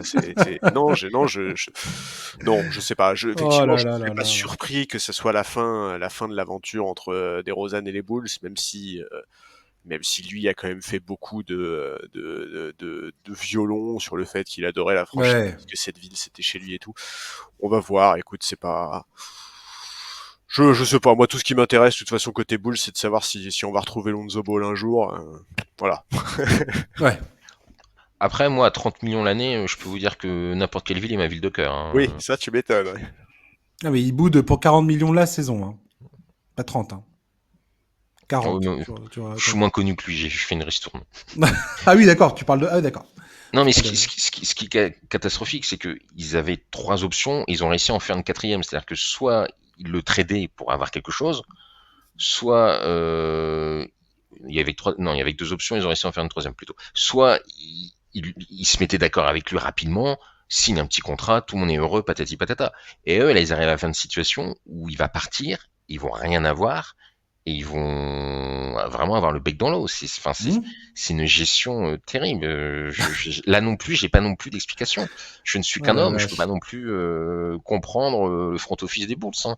Mais je pense que les fans des Bulls ne le comprennent pas non plus.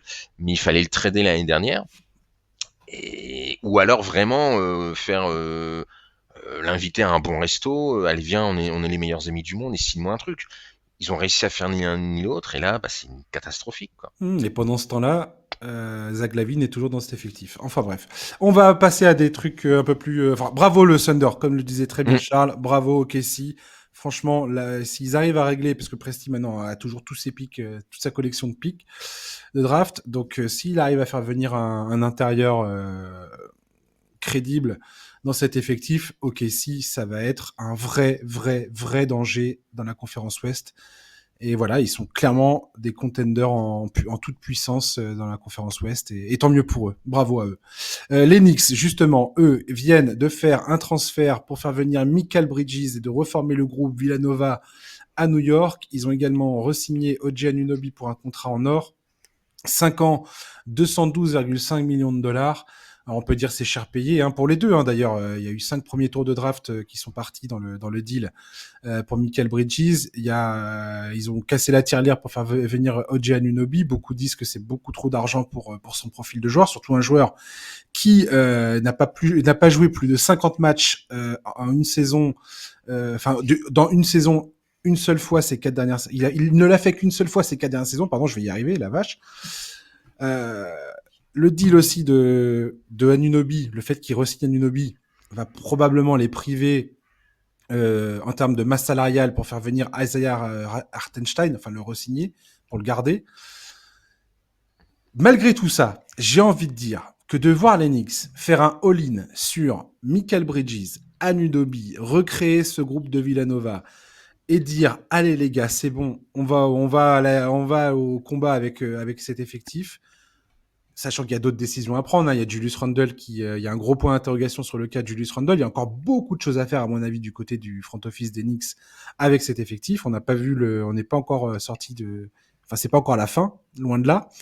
Mais moi, voir les Knicks qui mettent le pied au plancher, ça me fait extrêmement plaisir. Charlie, qu'est-ce que t'en penses? Bah, en fait, d'abord, avant même de parler du jeu, moi, j'adore cette histoire autour des anciens de Villanova. Déjà, la saison dernière, je trouve que c'était quelque chose qui donne vraiment un côté sympa à cette équipe. Complètement. Donc ouais, voilà, évidemment, sur le papier, je suis ravi de les voir persister là-dedans et même aller encore plus loin. Tu vois, le tweet de Josh Hart avec la visio qu'ils se sont fait tous les quatre dans la foulée du trade, l'ambiance qu'il y a entre eux, je trouve que ça rend vraiment cette équipe un peu à part. Alors évidemment, il faudra faire attention à pas tomber dans l'extrême inverse et que cette proximité entre les quatre devienne excluante pour le reste de l'effectif, mais bon, J'ai ça, pas l'impression que ça soit voilà. Pour le moment, j'ai pas du tout l'impression que ça soit le cas. Et puis voilà, le profil de Mikal Bridges, il est tout à fait cohérent avec ce que veulent faire les Knicks, sans même parler de son côté Iron Man qui peut évidemment que plaire à Thibodeau. C'est un free and D de qualité. Il a certains spots au tir extérieur sur lesquels il est vraiment très à l'aise. Dans les corners, notamment cette saison, il est autour des 41%. Défensivement, on sait tout ce qu'il peut apporter. Sur l'homme, notamment, c'est très solide. Alors ok, oui, c'est cher. 5 premiers tours de draft, c'est vraiment pas donné du tout. Mais ok, mais en fait, même s'il a jamais été All-Star, il a le niveau pour l'être déjà. Donc ça, pour moi, c'est un faux argument. Ensuite, en fait, il faut voir au-delà du move à proprement parler. Ce move, il permet à New York de s'offrir une vraie fenêtre de tir pour le titre dans les années qui viennent. Et si c'est aussi cher, c'est aussi parce que Mikal Bridges, qu'on le veuille ou non, il avait un statut de patron à Brooklyn, qu'on estime que ça soit mérité ou qu'il ait le niveau pour ça, c'est même pas la question. Brunson, Anunoby, Bridges, Hart, Robinson, DiVincenzo, tous ces mecs-là, ils ont entre 26 et 30 ans. Ils sont tous sous contrat jusqu'en 2026, même s'il faudra probablement prolonger Brunson d'ici là, enfin au moins 2026. Donc ouais, il y a vraiment une fenêtre de tir qui s'est ouverte pour moi, pour cette équipe. Il y a le 42 sur lesquels il faudra prendre des décisions, parce que même s'il est dans la même tranche d'âge qu'eux, aujourd'hui, je trouve que c'est difficile d'envisager qu'il reste. Pour moi, en tout cas, s'il reste, il faut absolument que son utilisation change. Il peut pas avoir autant le ballon que c'était le cas certaines saisons. Le problème, c'est qu'on sait que quand il a moins le ballon, il est pas efficace. Et puis, on parle même pas de son passif en playoff qui plaide pas pour lui. Donc, bon, voilà. Est-ce que les Knicks vont réussir à le trader? Est-ce qu'ils ont envie de le trader? Qu'est-ce qu'ils peuvent récupérer en échange? Je sais pas. En tout cas, pour moi, en l'état, Thibodeau, il a du matériel incroyable entre les mains, et la prolongation d'Anunoby, c'est pareil. Certes, elle est chère, mais d'abord, il faut tenir compte de l'augmentation du cap. Ensuite, il faut pas oublier que vraiment là, en fait, New York est en train de construire un effectif pour aller au titre, et s'il faut surpayer certains joueurs pendant quelques saisons pour aller au titre, et ben ça vaut le coup, c'est tout. J'adore l'effectif des Knicks. Moi aussi. Si t'es fan des Knicks, J'ai même envie de dire un truc qui peut apparaître un peu bête peut-être, pour certains tout du moins. Mais peu importe si ça va au bout ou pas cette histoire, je trouve que ce groupe de Villanova et s'il y a s'il y a encore des bons recrutements, des bons échanges, des bonnes décisions qui sont prises à l'intersaison pour vraiment construire un effectif bien pensé, bien équilibré, qui colle à ce qu'ils sont en train de faire là, de façon assez magistrale, et que la santé, surtout de Anunoby, tient la route, franchement, ça peut être une équipe absolument, mais tellement réjouissante. Oui, mais là, ils sont en train de construire une équipe pour taper Boston, tu vois. Donc tu peux Ah, pas, mais clairement, clairement. indépendamment du résultat, c'est cool, quoi. Il faut qu'il y ait des résultats. Elle est potentiellement extraordinairement sexy, cette équipe. Enfin, déjà, moi, je rêve de voir tous ces mecs-là sur le terrain. Florent, qu'est-ce que t'en penses, toi, d'Enix? C'est très jouissif, hein. Ah, ouais. Ils nous ont donné beaucoup de plaisir la saison dernière, celle qui vient de s'écouler, et je pense qu'ils vont nous en donner beaucoup la saison à venir. Oui, il y a un risque autour de OJ Anunoby. Maintenant, t'es obligé de prendre un risque si t'as des ambitions, et puis Tout à si fait. la santé est là, ça peut vraiment faire très très mal. Donc ouais, il y a un risque, mais t'as pas le choix à un moment donné. Vaut mieux prendre un risque qui est pas non plus si grand que ça, parce que au pire, c'est un joueur qui vraiment, si ça se passe mal, ils peuvent quand même ils pourront le transférer si jamais. Mais là, c'est vraiment le scénario du pire, mais je trouve que c'est une bonne chose. Maintenant, la question c'est Randle. Est-ce que tu tentes une année pour voir, ce qui est tout à fait possible, ou est-ce que dès cet été, ou pourquoi pas, moi je trouve pourquoi pas essayer d'attendre février. Si ça fonctionne très bien avec Randle, tu peux tenter. Sinon, en février, il y a toujours des franchises qui paniquent, qui n'ont pas des bons résultats, qui essayent de faire un petit coup en mi-saison. Et là, il y a peut-être moyen d'obtenir des choses intéressantes. Mais ouais, c'est une équipe qui est hyper plaisante, qui a l'air d'être bien construite. Il leur manque un petit peu, et c'est là où Randle peut être utile, c'est que je pense qu'il leur manque un petit remplaçant meneur. Et Randle peut être transféré pour essayer d'obtenir ça, et peut-être Ouais, c'est ça, ouais. un autre role player derrière. Je suis d'accord. Ouais. Et puis il y a la question Hartenstein, parce que je pense qu'il n'y a pas que les Knicks qui sont intéressés par ce joueur. Ah, mais Alors clairement certes, pas, il est ouais. déjà sur place, certes le projet est intéressant, Mais donc ils ont pas ces bird rights. Ils ont pas ces bird rights. Donc en fait, ça les empêche de dépasser le salary cap sans se faire punir, mais très oui, sévèrement avec la prone. par le système de taxes, par le système de palier. Et en fait, Hartenstein, c'est soit il concède un sacrifice financier, mais pas un peu. C'est-à-dire qu'à mon avis, Oui, c'est oui, un un gros truc. sacrifice financier extrêmement conséquent. Soit voilà. Et Julius Randle, je regarde son contrat, il a une option joueur pour la saison 2025-2026. Donc, grosso modo, la fin de saison prochaine, il est en fin de contrat et il aura une option joueur à 32 millions. Son contrat est pas énorme. Je sais que Mitchell Robinson est également pas mal dans les rumeurs de transfert. Très sincèrement, je pense que les Knicks vont devoir. Moi, je suis les Knicks, j'attends pas. J'envoie Randle quelque part cet été, tout de suite. Bah, d'autant Maintenant. plus que, en fait, si t'attends un an de plus, tu prends le risque que sa cote s'effondre. Si tu te dis j'attends février, tu prends le risque de tomber dans le même piège, le piège habituel avec Randle, à savoir des bonnes performances en saison régulière et puis en playoff, dès que le jeu se Tout à ralentit, dès que fait. les espaces diminuent, tu te retrouves toujours devant le même problème avec lui. C'est Donc un peu un croqueur aussi, ouais, Julius. moi j'attendrai pas. Clairement, moi j'attendrai pas du tout. Flo, t'es soit la contrebalance sur ce débat, non? Ah, moi, je l'aurais déjà tradé l'été dernier, donc Voilà. Ah, voilà, Voilà, on ça est c'est ça, d'accord, c'est on la est d'accord. si contrebalance qu'on vraiment vous attendait. voulez mon choix, Oh, voilà. Donc, le Julius Randle bashing. Non mais mais moi, je l'aurais déjà Insupportable. tradé l'année dernière parce qu'il avait une bonne cote et je pense qu'il fallait le faire. Après, je pense aussi que le fait Bah, qu'il alors, signe Anunoby très ouais, vite, je sais pas je s'il pense avait que une c'est une bonne façon cote. de dire on assure ça et ensuite on passe au plan B qui est le trade de Randle.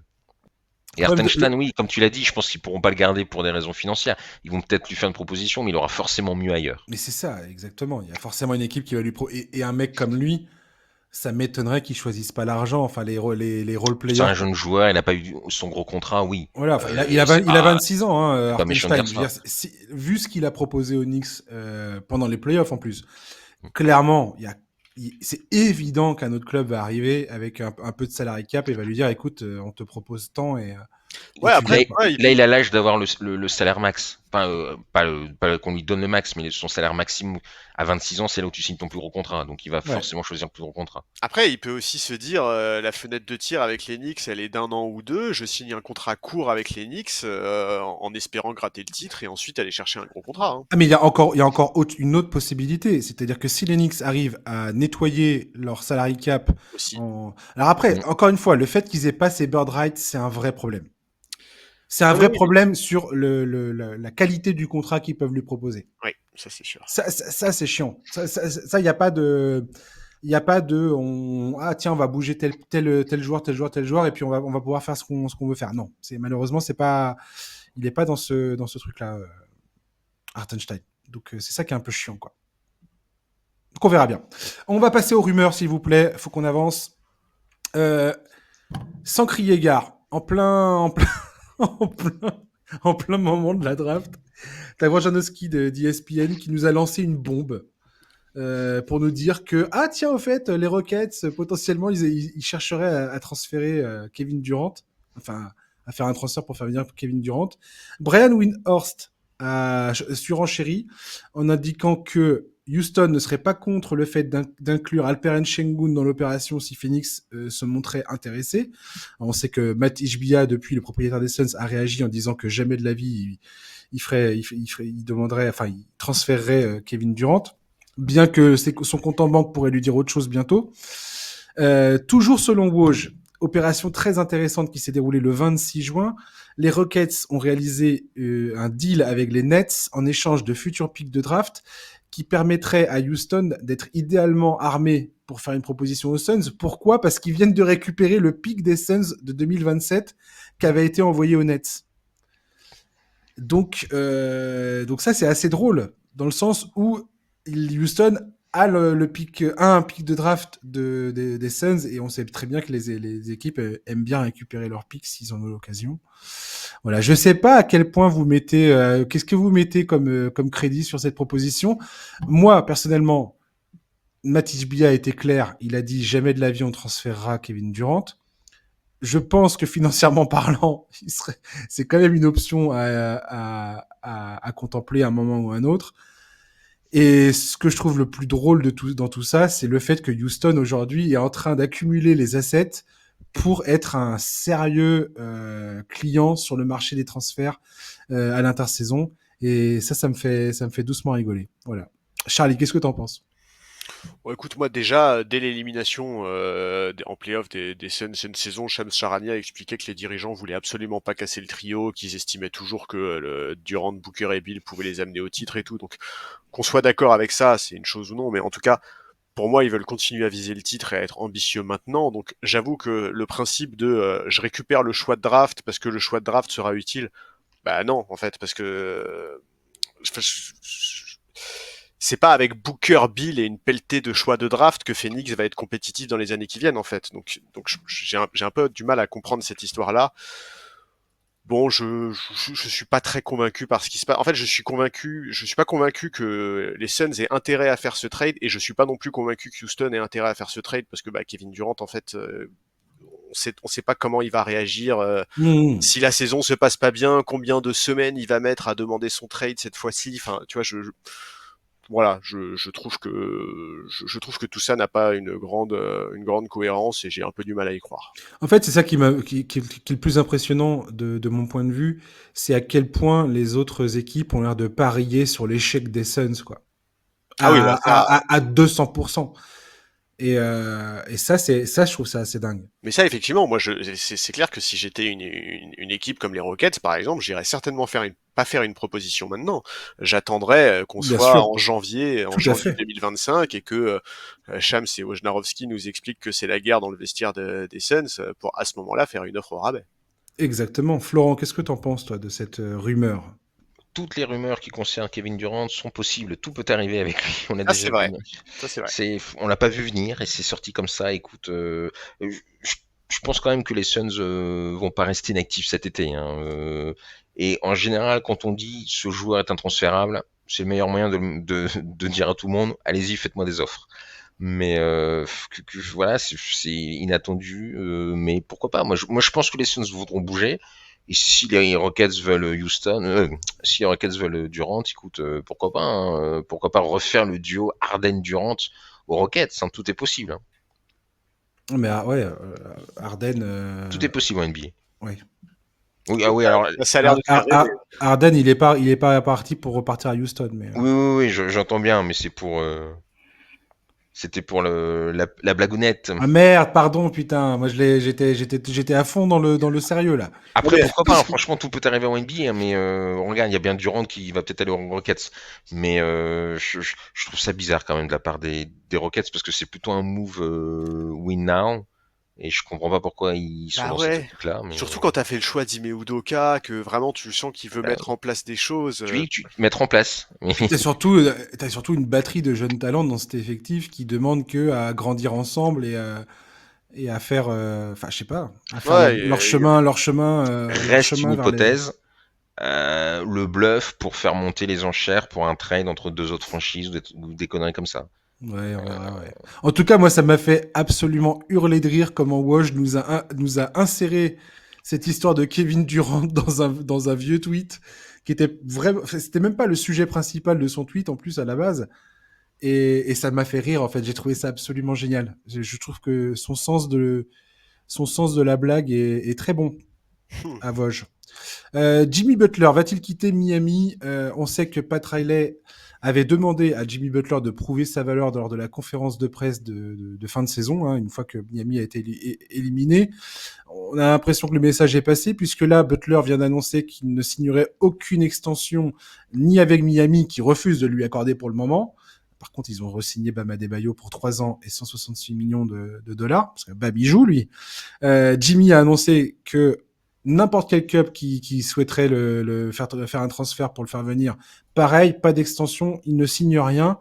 Il repousse les négociations à l'été prochain. Il aura une option joueur à ce moment-là à plus de 52 millions pour sa dernière saison de contrat. Moi, j'ai l'impression que ça peut donner une saison d'anthologie de Jimmy Butler à Miami, ou ça peut être également un carnage comme il l'a fait à Minnesota. Je ne sais pas sur quel pied vous trouvez. Charlie, qu'est-ce que tu en penses? Bah d'abord, moi je pense que le fait qu'il veuille pas signer d'extension avec qui que ce soit, je suis pas sûr que ça soit un vrai frein à un trade, parce que je pense que Jimmy Butler, c'est le genre de mec qui peut être la dernière pièce manquante pour une équipe pour viser le titre, et qu'il y a des équipes qui sont dans un win now qui seraient tout à fait prêtes à le faire venir. Tu veux dire un pari sur une saison que style Exactement. Toronto, Kawhi, quoi. Exactement. Moi, je serais hyper déçu de voir Butler quitter Miami. Je trouve que ce joueur et cette équipe se sont vraiment très bien trouvés. Je trouve qu'il correspond à cette équipe. Alors oui, évidemment, tout n'est pas parfait. On sait qu'il tape parfois sur le système de Pat Riley, qui lui a, tu l'as signalé, mis un vrai tacle par média interposé en mai dernier, après que Butler ait fait une sortie un peu débile dans la presse. Franchement, son passage à Miami, je le trouve tellement marquant, que ce soit en termes de résultats collectifs, avec 2 finales NBA et une finale de conférence, mais même en termes de scénario, d'histoire, il y a tellement de perfs phénoménales dans des séries que tout le monde pensait ingagnable pour Miami. Enfin, vraiment, moi, le duo Adebayor-Butler, Butler, je l'aime beaucoup, et je trouverais ça vraiment dommage que ça se termine là. Maintenant, c'est évident que le front office du Heat résonne avant tout en fonction de l'avenir à court à moyen terme de la franchise, et Jimmy Butler, il va avoir 35 ans au début de la prochaine saison. On sait qu'il veut un très très gros contrat, on sait qu'il a raté beaucoup de matchs ces dernières saisons. Alors certes, enfin, mis à part la saison dernière, généralement il arrive à revenir et à hausser son niveau de jeu en playoff, c'est vrai, mais pour les dirigeants de Miami, c'est pas suffisant en fait. Tu peux pas te contenter d'avoir ton franchise player qui commence à jouer en avril, c'est pas possible. Donc voilà, je serais très triste que ça se termine comme histoire, parce que je trouve vraiment que c'est une belle association, Jimmy Butler et le Heat, mais je comprendrais si ça arrive.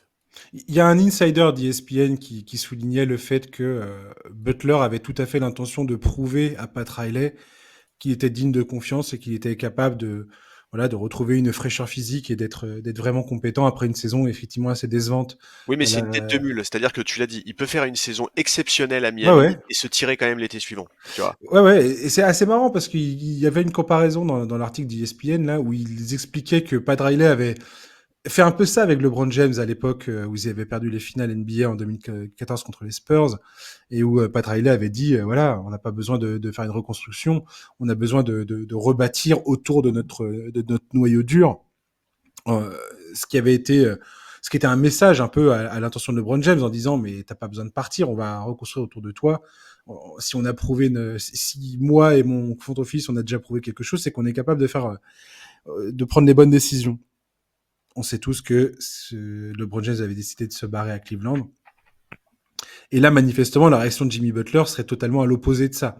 Maintenant, va savoir ce qu'il en est réellement. Bon, je sais pas trop. Florent, c'est quoi ta lecture de cette situation, toi?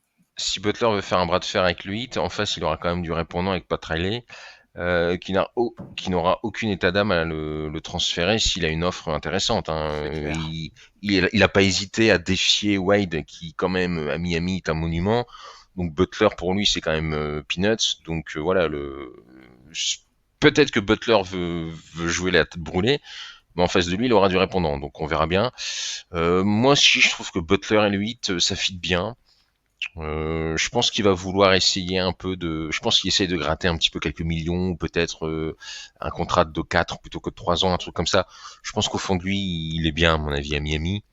Donc voilà, je pense qu'il y a peut-être un peu de poker menteur, mais en tout cas, c'est clair et net que s'il fait le forcing, en face, ils se laisseront pas faire. Hein. Ce qu'il a fait aux Wolves, il le fera pas. Clairement, Pat Riley se laissera pas faire. C'est sûr. Exactement, ouais, là-dessus c'est clair. Paul George pourrait potentiellement être sur le départ aux Clippers. Il y avait la possibilité pour les équipes de renégocier les prolongations de contrat avec leurs propres joueurs dès le lendemain des finales. C'est une situation assez nouvelle. Les Pacers, par exemple, ont re-signé Pascal Siakam dès le 19 juin.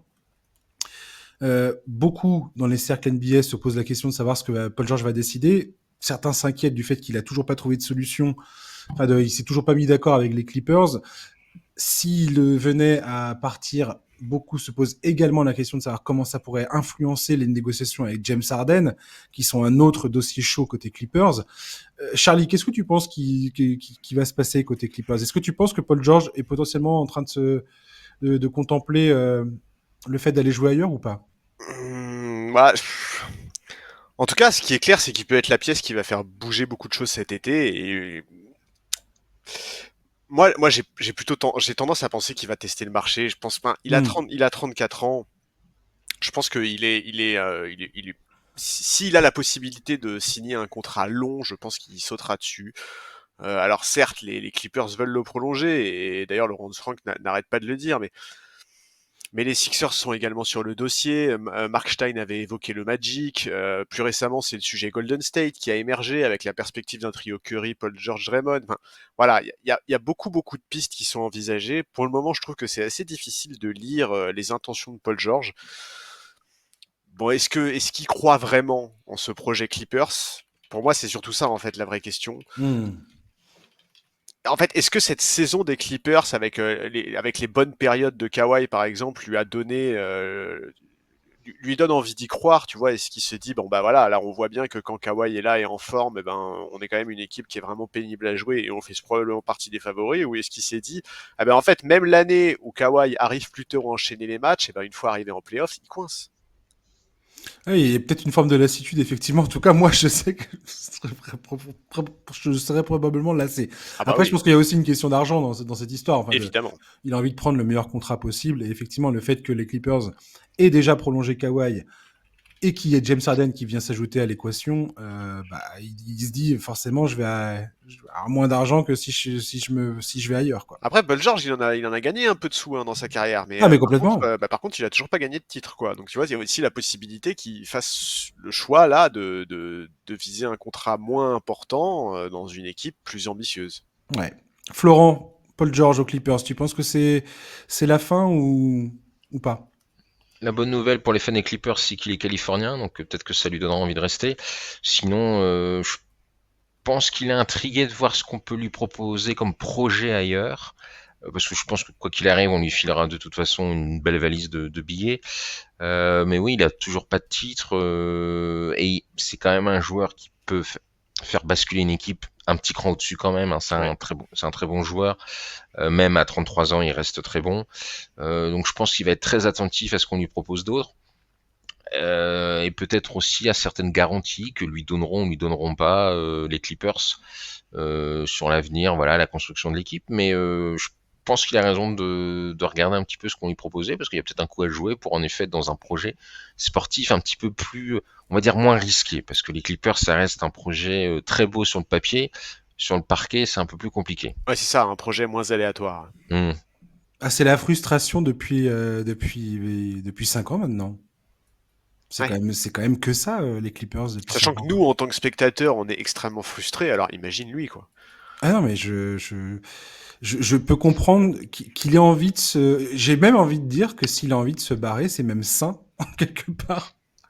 Ça prouve qu'il. Voilà. Et on l'a vu là, avec Joel Embiid, machin, tout ça. Peut-être que les Sixers, ça serait pas mal. Ouais, peut-être que les Sixers, ça serait pas mal, ouais, carrément, ouais. Ouais, comme ça, il va passer d'un blessé chronique à un autre blessé chronique, c'est super. Exactement. C'est tout à fait ça. C'est génial. C'est le rêve, le rêve. Il aime bien ça, Paul. C'est ce qu'il cherche. C'est son objectif de carrière.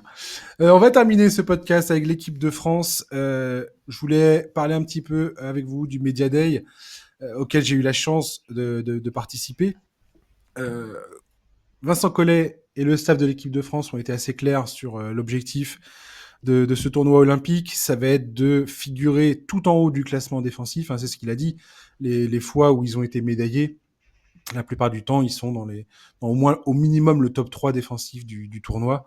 Et c'est bien l'objectif qu'il a aujourd'hui. Je me suis permis d'ailleurs de poser la question à Rudy Gobert, de parler de sa défense avec Victor et de ce que la présence de Victor et de lui-même sur un terrain permet d'apporter à l'équipe de France. On écoute. Je pense que Victor est déjà un défenseur, un des meilleurs défenseurs du monde. Il peut déjà faire des choses que personne au monde ne peut faire sur le terrain. Et forcément, on va ajouter aux choses que moi j'apporte sur la table. Et la mentalité déjà qu'on a en tant qu'équipe. Forcément, tu te dis que ajouter un talent comme ça à une équipe qui est déjà très forte défensivement, ça peut être une idée. Voilà, Charlie.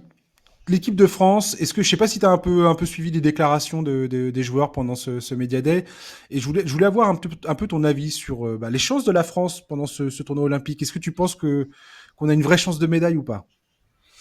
En tout cas, ce qui est clair, c'est quand on écoute un peu ce qui se dit, le maître mot ces derniers jours, c'est la défense, et c'est logique. Sur le papier, Collet et son staff ont tout ce qu'il faut pour monter une équipe extrêmement efficace en la matière. Donc, comme le disent les joueurs, ça doit absolument être l'ADN de cette équipe. Le staff va devoir trouver des systèmes permettant d'utiliser efficacement la doublette Gobert-Wembanyama. Moi, j'ai très hâte de voir comment tout ça va s'articuler, parce que je pense vraiment qu'il y a de quoi faire des séquences sur lesquelles c'est quasiment impossible, enfin très compliqué en tout cas de marquer face à cette équipe. Le groupe, il est très clairement ambitieux. Wembanyama, par exemple, n'a aucune hésitation à parler de la médaille d'or comme de l'ambition ultime, et je trouve que c'est bien de ne pas se cacher et d'assumer ça. Visiblement, pour le moment, tout se passe très bien. Alors évidemment, on espère que la déception de l'année dernière a été digérée, que le coaching staff et les joueurs présents à l'époque ont retenu certaines leçons, et qu'ils vont en tirer des conséquences. Parce que vivre une déception de ce genre-là à domicile, ce serait un crève-cœur absolument colossal. Maintenant, moi, me projeter sur un résultat, je trouve que d'abord c'est compliqué parce que on les a pas encore vus jouer. C'est vrai que les matchs de préparation vont déjà nous donner les premiers enseignements. On connaît pas encore le groupe final non plus. Donc... Oui, il a précisé d'ailleurs que le groupe final serait dévoilé après le 14 juillet, logiquement. Et il restera ensuite 2 matchs amicaux après ça, le 19 juillet face au Canada et le 21 juillet face à l'Australie. Voilà, donc moi j'attends de voir, mais effectivement je suis assez impatient que tout ça commence, parce que il y a un énorme potentiel dans cette équipe de France. Ouais. Avant de te laisser la parole, Flo, sur cette question, j'aimerais qu'on écoute vite fait justement Victor Wembanyama qui parle un peu de l'état d'esprit de l'équipe de France à l'entraînement et de l'intensité qu'il perçoit pour l'instant sur le terrain. C'est frustrant de regarder les entraînements sur le côté, mais l'intensité elle est juste incroyable. Le niveau de concentration et le niveau d'écoute et vraiment d'autocorrection sur les consignes du coach, c'est impressionnant. Donc clairement mon but en intégrant le groupe, ce sera de ne pas baisser le niveau de l'entraînement. C'est dire à quel point le niveau est relevé et c'est très compétitif, franchement, mais pas de manière malsaine entre joueurs. C'est vraiment pour le bien de l'équipe. Et j'ai même entendu des gars qui étaient partenaires d'entraînement ou sûr de ne pas faire partie de la sélection, dire ouais, j'ai beau pas faire partie de l'équipe à la fin, je vais apporter ma pierre à l'édifice et au moins je me dirais que s'il y a une médaille, j'aurais participé. Donc vraiment c'est beau je trouve de voir cet esprit de voilà, vraiment généreux. Quoi. Voilà, Flo, quel est ton sentiment toi pour l'équipe de France à l'approche du tournoi olympique? T'es confiant, pas confiant? T'as hâte de voir t'as hâte de voir quoi sur le terrain? J'ai hâte de voir de la fluidité dans le jeu, un peu de jeu, un peu de basket. Je trouve que c'est quand même ce qui manque ces dernières saisons dans la sélection. J'ai envie d'être émerveillé parce que on va y croire quand même, c'est chez nous. On va souhaiter une médaille. On va commencer un peu par humble et déjà la médaille, c'est un peu présomptueux peut-être. Mais voilà, moi j'ai envie de voir comment vont se passer la greffe entre les jeunes et les moins jeunes, entre les Batum, Ouais. les Fournier, puis les Victor et autres. J'ai envie de savoir rapidement aussi, tu l'as dit après le 14 juillet, qui seront les fameux sélectionnés. Parce qu'il y a quand même pas mal d'interrogations sur pas mal de postes. On verra ensuite un peu les matchs de prépa, mais voilà, faudra sortir d'une poule qui, attention, parce qu'il y a l'Allemagne, donc c'est pas évident, puisqu'ils sont champions du monde. Il y a le Japon, ça, si on est vigilant, mais bon, au championnat du monde précédent, on a eu des mauvaises surprises. Et puis après, il y a le quatrième, c'est le vainqueur du Tekio de Riga, donc on ne sait pas qui y aura. Mais la Lettonie nous a pas forcément porté beaucoup de chance récemment, notamment encore en Coupe du Monde. Voilà, mais j'ai beaucoup d'enthousiasme, beaucoup d'incertitudes, mais qui partiront peut-être quand on aura la liste définitive. Puis après, écoute, je souhaite le meilleur. J'espère que on aura une belle intégration et un peu plus de peps offensif, même si Collet l'a dit, ce sera la défense, la défense, la défense. Faudra pas oublier non plus que il y a des phases offensives quand même de l'autre côté du parquet. Ouais, c'est ce qu'a dit notamment Nando De Colo justement. Il a dit que c'est bien que tout le monde parle de la paire Victor Rudy Gobert en défense, dans la raquette, tout ça, et de tout ce que peut apporter Victor Wembanyama en termes de mobilité, en termes d'attaque. Et il a bien expliqué que bien évidemment le jeu va être axé sur lui, mais que effectivement les lignes arrière doivent créer du danger, doivent créer des tirs. Défensivement, c'est aussi eux qui sont sur le périmètre. Ça, c'est Andrew Albici qui a bien expliqué ça, que le premier rideau défensif est très important et que chacun doit se responsabiliser à ce niveau-là. Et très bien souligné également de ta part, Florent, c'est que il va falloir créer du jeu en fait et avoir des vrais systèmes en place avec la capacité de réagir si jamais un des match-ups sur lesquels on tombe commence à nous sortir un petit peu de notre zone de confort, c'est savoir qu'est-ce qu'on fait dans ces moments-là, quelle est la hiérarchie un petit peu du ballon. J'espère que on verra pas notamment Evan Fournier croquer le ballon comme on peut voir, mais ça arrive souvent quand l'équipe de France est en difficulté.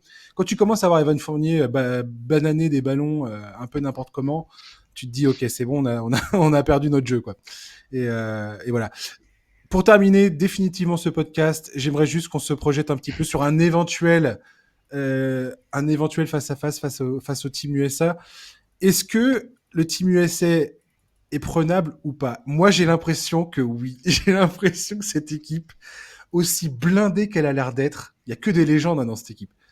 Aussi blindée qu'elle a l'air d'être, j'ai l'impression qu'elle est absolument prenable et que cette équipe de France, les qualités qu'elle a, notamment défensives, potentielles, j'ai vraiment l'impression qu'on peut taper cette équipe. Je sais pas pourquoi, mais je le sens et je me demande à quel point la partie Joel Embiid qui a snobé l'équipe de France va rentrer en ligne de compte.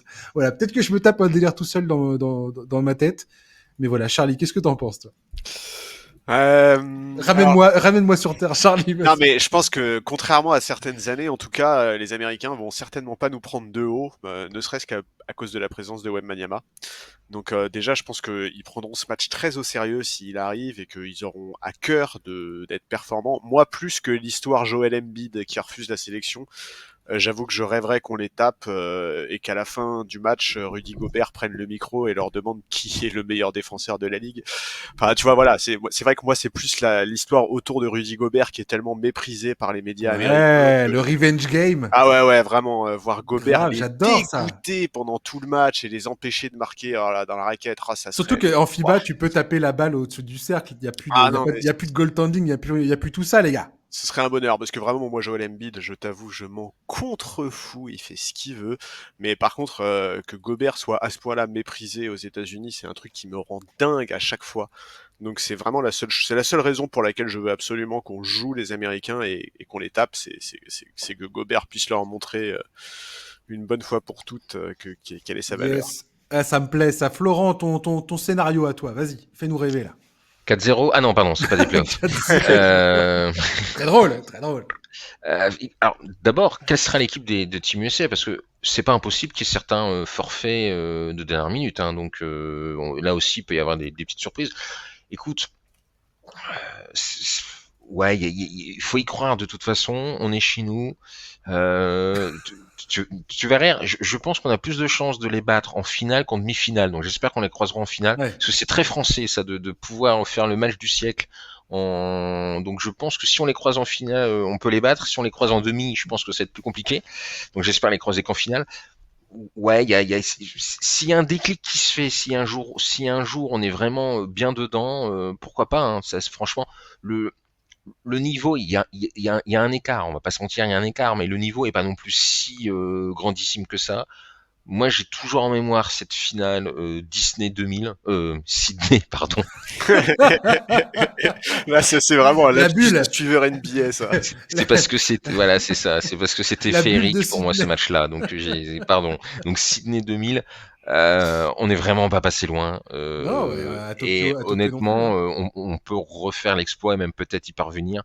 On les a déjà battus. Alors on va me dire c'était pas la même équipe, patati patata. On l'a déjà fait. Les Américains ont déjà chuté. Faudra y aller à fond. Faudra d'abord y parvenir quand même. Hein. Faudra pas oublier que il y a d'autres marches avant la demi ou la finale. Bien sûr. C'est des questions de match-up et puis t'as qu'un match. En un match, ça peut tout peut Exactement. s'écrouler. Donc, Mais sur un match, tout peut se passer. On ne sait pas ce que ça va donner le duo Gobert-Victor. Alors oui, un match, c'est pas que deux joueurs, mais ce duo peut tellement avoir un impact. Alors d'abord défensif, mais même offensivement, les écrans hauts de Gobert peuvent forcer les intérieurs adverses de monter et libérer la raquette pour Victor. Si vraiment ce duo prend un côté, si vraiment la mayonnaise prend, ça peut quand même être une arme de destruction massive. Et comme vous l'avez dit, en FIBA, avec les règles FIBA, ça peut poser problème à n'importe qui, américain compris. Complètement. Je propose un dernier audio. On écoute Rudy Gobert qui parle justement de son association avec Victor Wembanyama et comment les deux tours jumelles peuvent évoluer sur le terrain, notamment grâce aux capacités de Victor à jouer au large. C'est vrai que beaucoup de gens s'arrêtent au fait que on soit des grands. Mais aujourd'hui, le basket a tellement évolué il y a des joueurs de grande taille qui ont des bagages techniques tellement uniques et tellement similaires à des extérieurs qu'au final, tout est possible. Tout est possible et si j'ai bien appris un truc, c'est qu'il ne faut pas se fixer de limites aux combinaisons qu'on peut faire sur le terrain. Que l'important, c'est que y a une alchimie qui se forme et ça va venir de Victor, de moi et du coach pour nous mettre dans les meilleures dispositions possibles pour permettre à l'équipe d'être la plus dominante possible quand on est ensemble sur le terrain. Voilà. Charlie, Florent, merci beaucoup de m'avoir accompagné pour ce podcast. Écoute, merci à toi. Très grand plaisir. Le premier podcast de 2 heures de NBA Corner, je pense. On sera pas loin à la fin, je pense. Clairement. Merci messieurs et puis voilà, on se retrouve très bientôt. Chers auditeurs, merci de nous avoir écoutés pour ce marathon NBA Corner après une semaine et demie d'absence. Fallait bien rattraper le retard. Qu'est-ce que vous voulez que je vous dise ? Vous pouvez l'écouter en plusieurs fois. Et puis on se retrouve la semaine prochaine pour parler des transferts, des rumeurs, de tout ça, de toute l'intersaison qui est en train de se dérouler et qui commence définitivement. On aura, à mon avis, déjà plusieurs échanges qui auront eu lieu la semaine prochaine. Allez, passez une bonne fin de journée, un très bon week-end et à la semaine prochaine. Ciao.